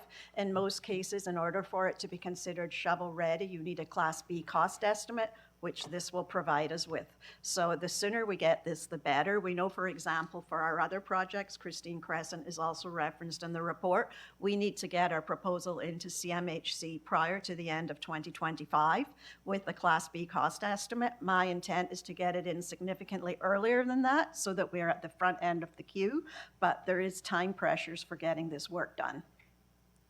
Thank you. Okay, any other questions? Oh, so Mayor Roy? I apologize for a process. I know you've already spoken to this, Mr. Chair.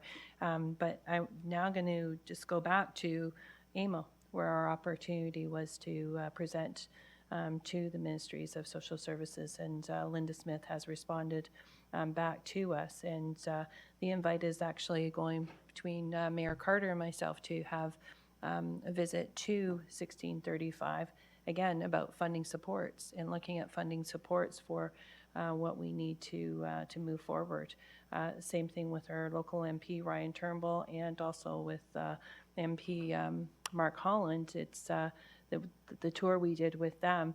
It is that continuation. We need to know that we can move things forward to get the supports and the funding that is available. And there seems to be like continuous supports that are coming through the different levels of government that we need to be accessing and to have a project that's ready to go. Okay, thank you. I know we don't speak twice to issues, but Councillor Yamada? Just a point of clarification. So when we talk about sole source procurement, is sole source procurement based on time? Or I thought sole source procurement referred to those purchases where there's only one supplier that provides a product. Usually these are unique products that you can't find anywhere, but only through one supplier or manufacturer. I'll go to the Commissioner. Commissioner Taylor? Through the chair, there is a checklist we have of what qualifies as sole source, and there are a number of different categories. So one is no other supplier, but others do relate to the complexity of a role and maximizing that usage. There are some that relate to, I can send you the checklist actually. We have a form that the departments actually have to fill out when they're talking about sole source and provide the justification for that. And then we report on those to council as part of our accountability measures. Okay. A recorded vote was called on this item. Mr. Clerk, I will call the vote now. Thank you, Mr. Chair. Recorded vote on item number 1 of Health and Social Services report is starting now.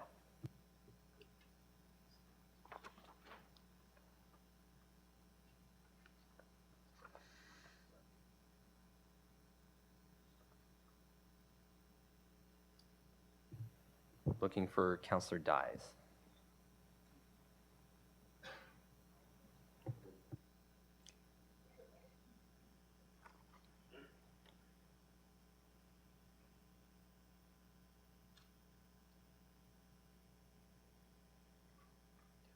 That carries.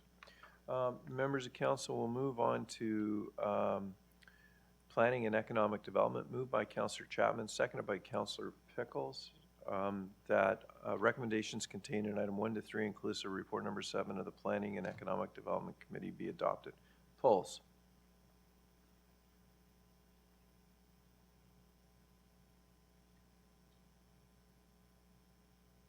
Seeing none, I'll call the vote. All those in favor? In opposition? Seeing none, that carries. We'll move to Committee of the Whole report. It's the recommendations contained in item 1 to. It's not 5 now, it's 4, right? Which one did we pull out? Oh, items 1 to 5, inclusive report number 5, the Committee of the Whole report. I'm going to need a mover on the report. Councillor Yamada. I'm going to need a seconder on the report. Councillor Leahy. Polls. Mayor Roy. Poll 2. Poll number 2. Are there any other polls? Okay, Councillor Leahy, just push your button, so please. Councillor Leahy. Just 5 to speak to briefly, thank you. 5. Is there any other polls? So on the remainder, I'll call the vote. All those in favor? In opposition? Seeing none, that carries. On item number 2, Mayor Roy. Thank you very much, Mr. Chair. I note that the correspondence has been moved to this as well, too, that all council members have received. And at the Committee of the Whole meeting, I did raise some concerns just with relation to the affordability. And within their letter from Atria, it speaks to the 10% of the units for affordability as required by CMHC. We also just heard from Tracy Grieg just about affordability as well too, and how it's tied to CMHC. The question is that would the 10%, and it is of the units required, would the same expectations be required on Atria for this 10% of units for affordability? I'll go to Ms. Taylor. Through the chair, their letter indicates that their intent is that the 10% of all units would be affordable. I think the City of Oshawa oversees the actual development approval process, of course, so I think they have a vested interest there as well in making sure that those items would be complied with. Okay, and so the definition, through you, Mr. Chair, is that that definition is a consistent definition? Through the chair, I'd have to ask my housing counterparts if a 10% affordability is a standard through CMHC. I would assume so, but I would have to ask my housing counterparts if they're familiar with the specific CMHC rules around affordability content.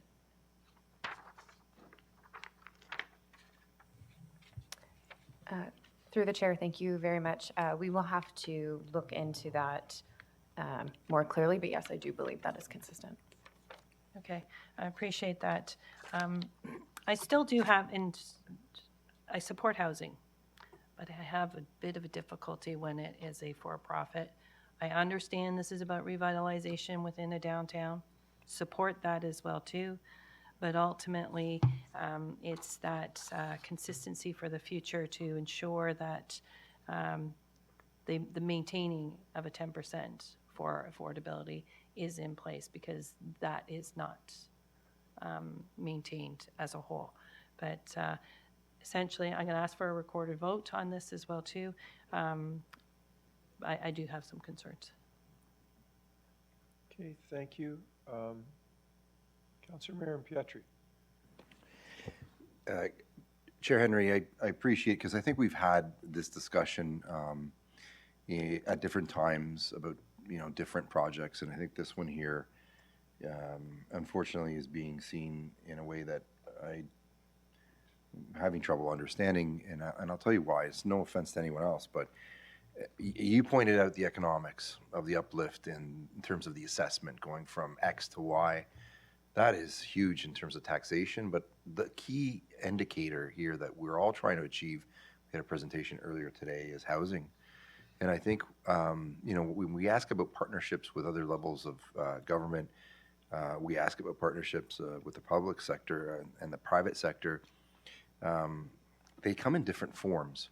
And I think over the years in dealing with large infrastructure projects, I've recognized that it's important that the projects are completed, that they're actually able to be utilized by residents, and essentially they are tangible.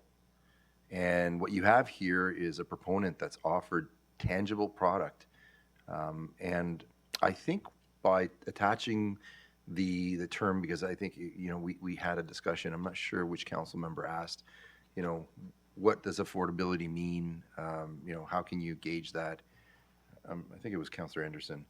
I may be mistaken, but the point is that if you look at the housing stock in some parts of our municipality, versus others, you may consider, despite the fact that it may not have that classification as affordable, that it's probably 100% more affordable than the housing stock in another municipality, which is at a higher cost, but has that sort of classification as affordable. I don't mean to speak in circles, but because I don't want to point out any one particular municipality, but in this particular case, If you take a look at the project and the work that is going to be performed to not just offer housing or, provide for a need, you're also having the uplift when it comes to the property tax base, and then obviously the image of the region. You may see Oshawa as independent of the region, in particular when you talk about the downtown, but that's unfortunate because when people come to invest in our region, or come to visit our region, or come to live in our region, they have questions about, anything from the most, attractive part to the part that they believe is one that we need to work on. And oftentimes it comes up in discussions around here that, there are concerns in different municipalities. And the concern that we have in certain downtown cores is that we need to modernize. This offers us an opportunity to do three things: to modernize, to offer housing, and essentially to put our best foot forward and set the tone when it comes to providing a blueprint that could be utilized in other communities. This particular developer is qualified and has gone through a process. And I think that you're well aware of how stringent the process is for any type of funding at the region. So it's not like we're giving someone something without having gone through a very stringent process. And I think that I just want to conclude by saying, oftentimes Mayor Carter and I and other council members in our municipality have supported projects in municipalities that have had the need in terms of funding in other capacities or other projects. And we hope that we can work as a team to advance not just the interests, but the needs of our community as a whole, in particular, in this case, the downtown of Oshawa. Councillor Kerr. Thank you, Chair. 4 points. First of all, when I first came on regional council, there was the goal to have 1,000 affordable units by, I think it was 2024. I think we're saying the end of the term now. And at the time, I said, well, why is it that it's all the pressure is on the region to build and supply these when we could incentivize developers to help or to even build more? And we have an incentivizing program. This is what I see the RRP as being, is to incentivize housing where we need it. And we certainly need it in downtown Oshawa, just as we need it in downtowns of other municipalities within the region. And so when you look at the economics of this, 50% of the incentivization is paid out when the permit's pulled, but all the DCs are paid. So without that incentivization, this development might not be built. So as soon as we incentivize that and the permit's pulled, we get immediate payback on that through the development charges. So I see this as a complete win-win. The RRP is to incentivize primarily, but not exclusively, housing in the downtown cores. This is exactly what this does. It does include some affordable housing of a certain percentage. That's a bonus, I think. I don't think it's to be the absolute necessity. It's a bonus, and we're getting that. This is a quality builder, and this will certainly advance not just downtown Oshawa, but the region of Durham as well. So I think this is a great proposal, and I'm fully in favor. Thank you very much. Thank you. Councillor Nicholson. Councillor Nicholson. Thank you, Mr. Chair. Can you hear me okay? Yes, we can. All right, thank you. I think that the point where we sometimes miss in this debate is that this is not a subsidy or a giveaway. This, in fact, is an investment. The monies that we put forward to facilitate the earliest possible construction of these much needed housing units in Durham will flow back to us almost immediately. Not just as Councillor Kerr indicated in development charge sector, but in the taxes that these particular projects will pay. The estimates we have is these entire investment by the region could be returned to us within 3 or 4 years. And every year following that, the region is actually making money from the taxes being paid by this development as well as the housing that is being provided. We've argued long and hard earlier in this meeting about putting millions of dollars of tax dollars into a project to try and encourage grants from other levels of government for public housing. And that is a limited number of housing units. We're here talking about a complex that's going to create in excess of 1,000 units by itself. And I think what we have to understand is if we're truly going to address the housing crisis that we have in our community, and whether that's in Oshawa or any one of our other 7 municipalities, we have to be very aggressive in our way of approaching and getting these housing areas built. This is an exciting opportunity. It shows how well the region put together the policy that this money is coming from, because we knew we needed to invest in our future housing developments. We've done it in other communities. I think we need to do it here. I hope we're going to do it in many more communities in Durham region, because this is actually how we get housing built, rather than simply explaining to the residents that they get to live in basement apartments. So I definitely encourage members of council to support this and understand that we, in fact, are making money on this project, not spending money. Thank you. Okay, that exhausts the speakers. It wasn't a recorded vote. The recorded vote has been called. Thank you, Mr. Chair. Recorded vote on item number 2 of the Committee of the Whole report is starting now.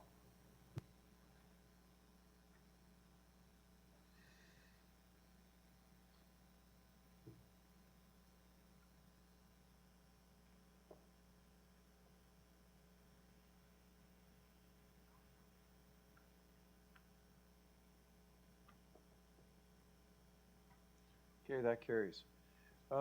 Item number 5, in the Committee of the Whole reports, Councillor Leahy.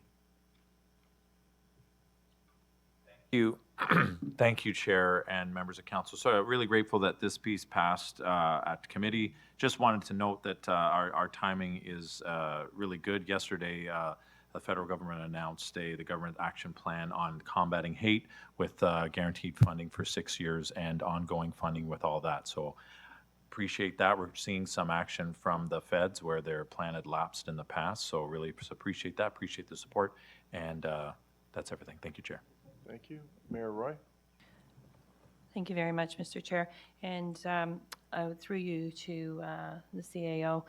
Yesterday morning, we had the opportunity to meet with the rabbi, and staff from the region were present, but also from their school boards and also local DRPS. And with the rabbi, and we are moving forward to give concentration to safety and security first.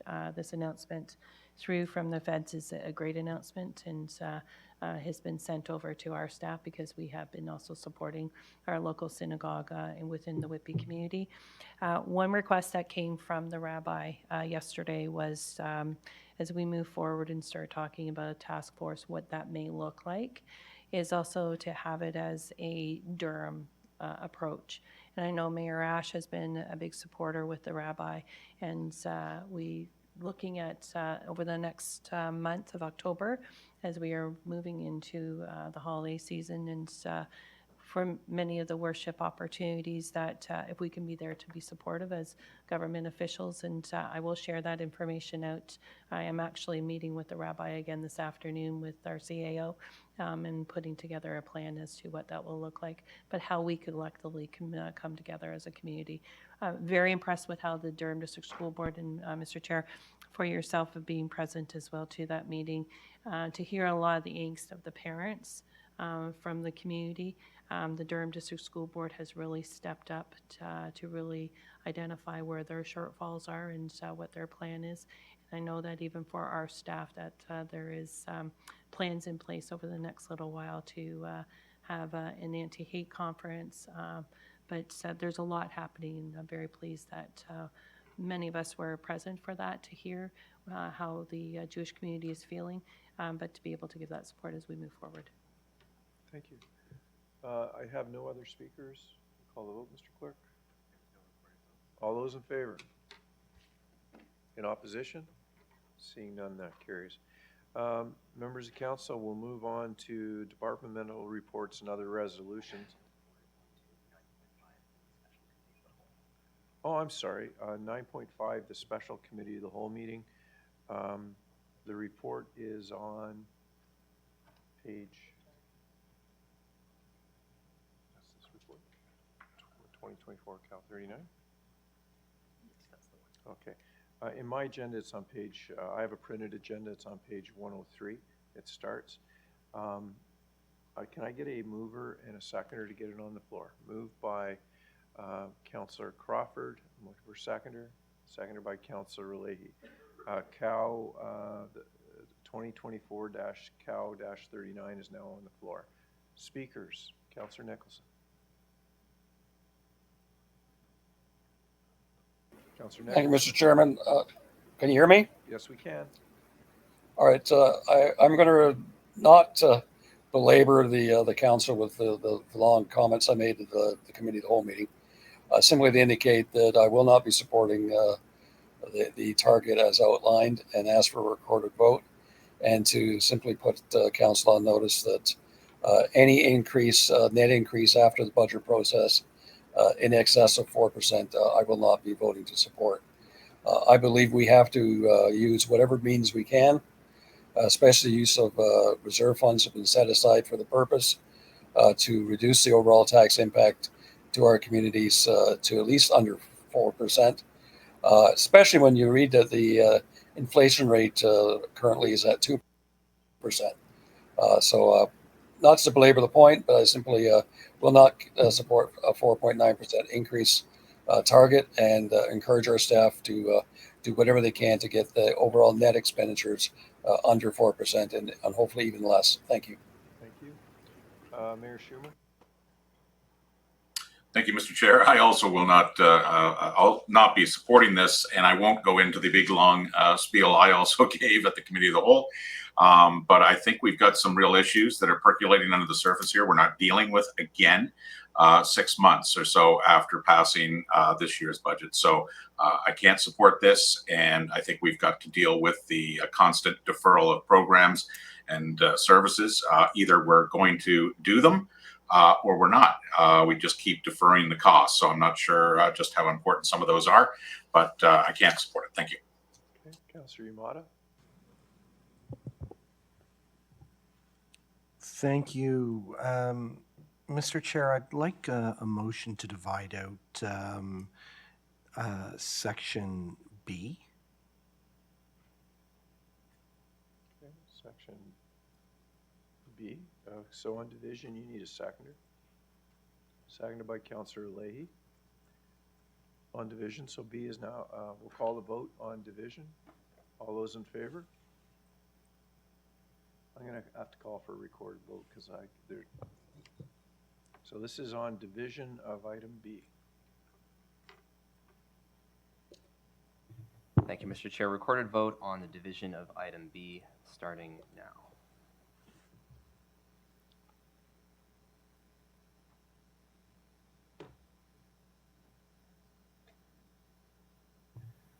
Looking for Councillor Cook online. Thank you.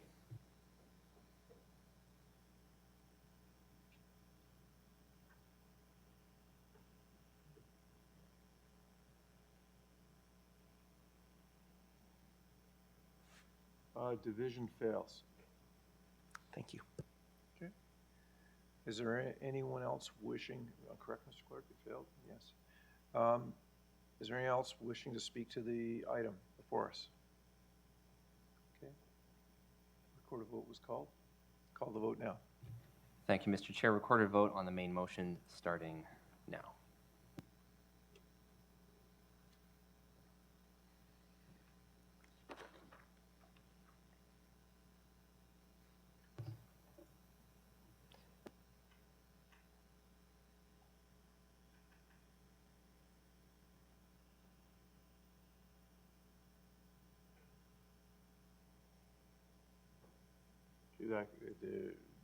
It carries. We'll move on to the next item is under departmental reports and other resolutions. We'll do them one at a time.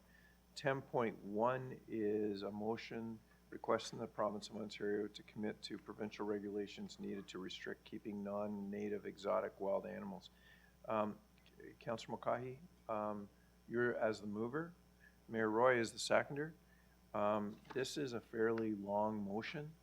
I think it's self-explanatory unless you want to speak to it. to it briefly, just very briefly, because I know I'm between us and lunch. It's basically, this is an AMO endorsement. It's supported by the Toronto Zoo. And it's more or less about the tools that we need should we have an issue in our communities that we don't currently have. Provincial legislation in Ontario is the weakest across the country. And due to that, we have auctions for exotic animals. This is like the third largest criminal ring that happens in North America is on the trade of exotic animals. So just looking for some endorsement on this. Thank you. Okay. Did you want to record a vote on this? Okay. Councillor Nicholson? Thank you, Mr. Chairman. I want to commend the movers for bringing this forward. I sit on the Oshawa Animal Care Advisory Committee, and this has been a topic that's been raised a number of times at our committee. It's very frustrating for municipalities, and I think the motion highlights that. We in Oshawa for many years have had what we call a responsible pet owners bylaw, which prohibits exotic animals on a well-defined list of being owned, sold, or even carried through our municipality. The problem we're having, and the motion does outline it, and that AMO has highlighted it, is the people that are in this trade who are abusing the exotic animals for their profits simply move from this municipality and sell them to residents who then bring them back into our communities. And then we end up being the policemen of the sorts to chase down these animals and have them removed. I think we need a province-wide resolution. I encourage members of council to wholeheartedly support this. And once again, I thank the movers for bringing this forward. Thank you. Okay, thank you. Mayor Foster? I suspect Councillor Wu's going to say the same thing that I am. So the challenge is on anything like this, and I hope that the province will pay very close attention, that there are private zoos, there are operators out there that are doing the right thing. There are always unintended consequences. So some of you will know of a business in Clarington that will likely be negatively impacted by this. So I won't be supporting this because I don't know what the ramifications. I'm quite sure it'll pass. 90% of what is here is needed and necessary, but there are often unforeseen consequences with that. So while I admire the direction of the motion, I admire that that regulation is needed. I think we need to make sure that the net is not too widely cast. Thank you. Okay, thank you. Councillor Wu. Yeah, thank you, and good afternoon, Chair Henry. Just following Mayor Foster, as he spoke about the unintended consequences, and prior to this, one that a well-known zoo in Bowmanville never quite reached their 100th anniversary, and again, probably one of the ones that I think CASA is one of the accreditations that they did have, but unfortunately, some groups targeted the Bowmanville Zoo. Now I'm looking at, we have a couple, Cat World in Orono and the Oshawa Zoo. So does this, and I'm going to ask the mover, so are we looking at even these two facilities that we're looking to regulate or prohibit? Okay, I'll go to the mover of the motion. If you could push your speak button, please. Thank you. This isn't anything specific to any individual business. This is about provincial legislation. It's about support for municipalities. I'll give examples of some of the issues that have come up, like the one-armed baboon in Temiskaming that bit a nurse. And it sounds like a lead into a joke, but it seriously was not funny. Only the owner of that baboon could catch it. Bylaw was not able to. Police were not able to. Fire were not able to. The consequences of it are minimal, and this woman has now been bitten by an animal that means that she can never donate blood again, that she has to be careful with what she does moving forward. It's about good governing of our community. It's about safety. And it's also about the fair treatment of those animals. That particular animal was housed next to a cage with gray wolves in them, and that is how it lost its arm. So this is unfair treatment to the animals, and that was at an auction. So it's getting to the core root of the issue, is about preventing the sale of these animals, the breeding of these animals, and not necessarily about individual businesses, about the whole legislation across the province and enforcing it. So I don't know in particular about each individual business, so I can't even answer your question, but I can tell you that this is a broader picture, and Ontario's laws are the weakest in North America. So it's just going to continue, and it's going to grow unless we see some changes made to it. Okay. No, I appreciate that, and thank you. As a follow-up to that, again, you're looking more at not the business, and I did mention 2 businesses, but until I know more how we're looking at these type of business, because like I said about the Bumvo Zoo, I would say that they did have the accreditation. Unfortunately, they were targeted. And I'd like to know more about this before I can say yes. More so to protect the businesses, and knowing these 2 particular businesses where they, I would say probably if there is a standard, they are above standard as far as animal care. Okay. Thank you. Thank you. Mayor Roy? Thank you, Mr. Chair. I think one of the aspects that comes with this motion is just about a standardization of regulation across the province, but it's also giving the tools to our animal services, our bylaw officers who do not have the training and capacity to deal in the situations. And I think the prime example we actually saw was the kangaroos, not kangaroos, but kangaroo. That was within our community, and that's somebody with the specialty of expertise had to be brought in to be able to help to work with that. The Toronto Zoo has regulatory body over it, as does, I assume, with what's happening within Clarington as well.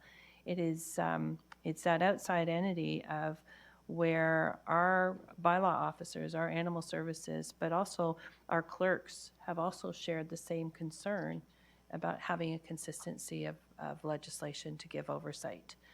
I had the opportunity last year at a Conservation Authority meeting of Ontario to talk to the Minister of Natural Resources, and he is hearing this from across the province as well too. And I know that AMO had submitted last June to the Minister this motion, but the continuation of the conversation has taken place not only around the AMO table, but around other tables that we need to be collectively working together with our staff as well, who need to be able to have those supports.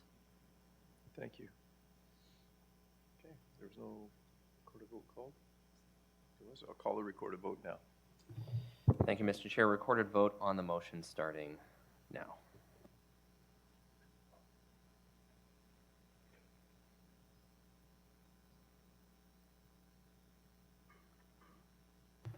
Looking for Mayor Collier online.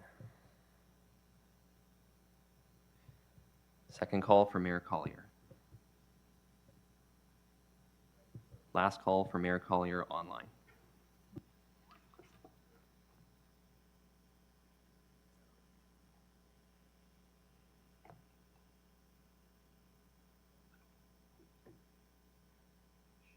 Can you call the other screen up for me, please?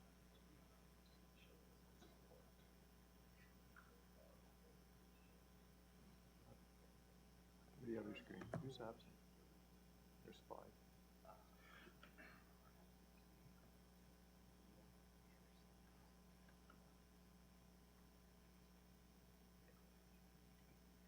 Okay, it carries. Okay, thank you. Councillor Crawford, as the chair of transit, would you like to move 10.2, the critical technology upgrade DRT? It's 2024 DRT 15. Moved by Councillor Crawford as chair, seconded by Councillor Garrod. It's now on the floor.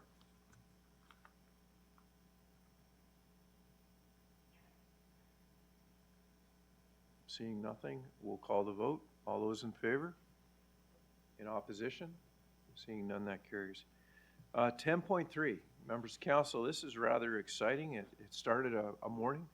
But before you move it, Councillor Chapman, this is no longer a confidential report. And I know you want to move it, but I would, as the mover, would you reference the amount of money that we received today as a result of our staff and the lobbying work that took place? It's no longer confidential. The announcement was this morning. It's no longer confidential. The announcement was this morning. Sure, 34.91 million. Thank you. That's right, and Dave Barton's 6 feet tall. So the report is now, we're looking for there was a seconder on the moving of that report.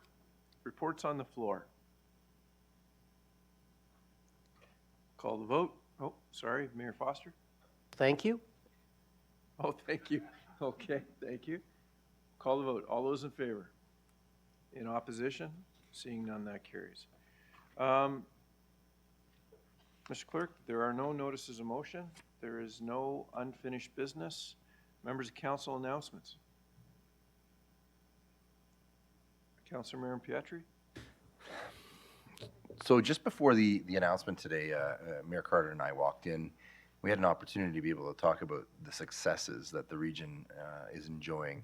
And one of them was convergence. And I know that many of the staff members, be it here at the region or affiliated with the region, were out in downtown Oshawa to experience one of the, I think, it's going to be one of the most prolific arts and cultural music festivals, not just in our region, but throughout the country in time. The numbers, and I think Councillor Kerr and I were speaking as well, Councillor Chapman, but with Mayor Carter and I, we were just going over the numbers and trying to compare to last year's, and it was a clear indication that there were double the amount of people flooding the downtown core of Oshawa, and therefore coming into the Durham region and providing for economic development on a very interesting basis, because most people would consider some of the things that we talked about today as being investments, tangible ones that are hard costs that are involved. Some of the softer stuff you really don't recognize until you see the effects, you feel the effects.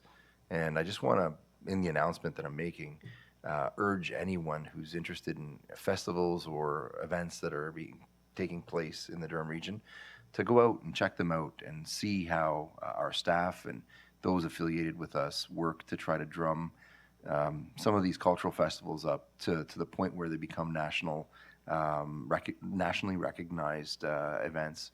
So for the support through you, Chair Henry, that the Region of Durham's provided, and for the organizers in particular of the Convergence Festival, and anyone that doesn't know what the Convergence Festival is, type in Google Convergence and you'll see, hopefully, fit to be there next year. We look forward to seeing you. It's a fantastic event. Thank you. Councillor Brenner. Thank you very much, Mr. Chairman. I just want to extend an invitation to all members of council and staff to attend the World Homelessness Day event that is being hosted in cooperation with DARS at the brand new transitional housing that has been modified, and that's courtesy of TAC, who's been an amazing partner, who has provided the old cottage farmhouse to DARS at very minimal costs. The event is going to take place on October the 10th between 12 p.m. and 4 p.m. And it's a great opportunity to meet the new residents that are moving in and be able to put names to them, faces to them, and to really get an opportunity to see that these are really decent individuals that have just had some rough luck, and they now have an amazing future. And I also want to thank the staff from our social services and housing area for their diligence in terms of providing the support through the financial contribution, along with the City of Pickering and, of course, Mayor Ash, who was able to also provide funds. It makes a real difference, and I think you're really going to be pleased. And if you don't want to drive, thanks to Durham Regional Transit, there is a bus stop at the corner of 3rd Concession and White Road, and you can always take on demand. Thank you. Councillor Wu. Yeah, thank you, Chair Henry. if you're not doing anything tomorrow, and I know some of you may have your calendar open, it's the 19th Annual Clarendon Golf Classic, or in the past it was known as the Mayor's Golf Classic.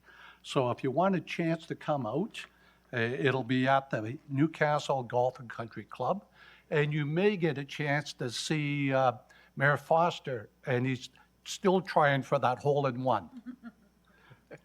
But proceeds will be going to support the Bonneville Hospital Foundation We Care, We Can campaign for the redevelopment, expansion, and equipment needed for our hospital to support our growing community. But a shotgun is at 9 a.m. and come out, do 18 holes, 9 holes, just show up and support Mayor Foster. It's priceless. It's whatever it is, it's priceless. Mayor Watt. Thank you, Chair Henry. And if those of you are not attending the golf tournament tomorrow, I would invite you to the Durham Agricultural tour. It is has been moved from the farms to just the Skugog Community Recreation Center, and it will start at 10:30 with lunch being served 11:30. We have presentations from Matt Porter about experimental farm and modern challenges, Matt Somerville, the opportunities and challenges on farm diversified uses, and Jordan and Allison McKay from Willow Tree and Pringles. Great event. If you could make it, it would be terrific to have you join us. Thank you. Thank you. I would also encourage all members of council. I think they've received the email inviting them to that event, so it is important for our ag community. Mayor Foster. Thank you, Mr. Chair. So some of you may have read a number of years ago, someone opined that if you put enough monkeys in front of a typewriter, one of them would come up with Shakespeare. So it's just a matter of probability. I would suggest that if there were billions of me in front of a golf hole with a golf club, that one of us might get a hole-in-one. So I desperately hope that Mayor Ash, you've seen me golf. Actually, no one has ever seen me golf because what I do is not golf. But I do believe that that has sold out. So we'd be happy to see you, happy if you joined us, and I would encourage no one here for the goodness of their health to hold their breath waiting for me to make a hole-in-one. Okay, Councillor McDougall. Thank you, Mr. Chair.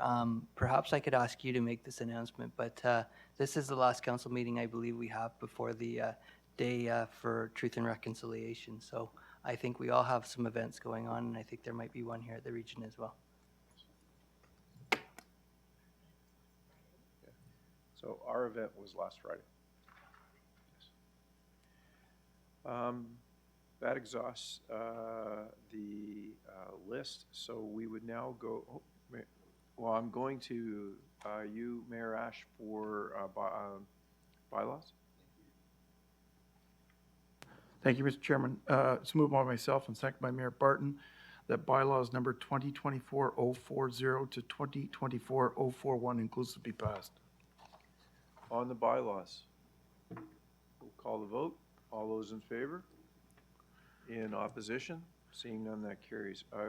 Mayor Ash, confirming bylaw? Confirming bylaw moved by myself, seconded by Mayor Barton, that bylaw number 2024-042 being a bylaw to confirm the proceedings of the Council of the Regional Municipality of Durham at their meeting held on the 25th day of September 2024 be passed. On the confirming bylaw? All those in favor? In opposition? Seeing none. On adjournment, Councillor Jubb?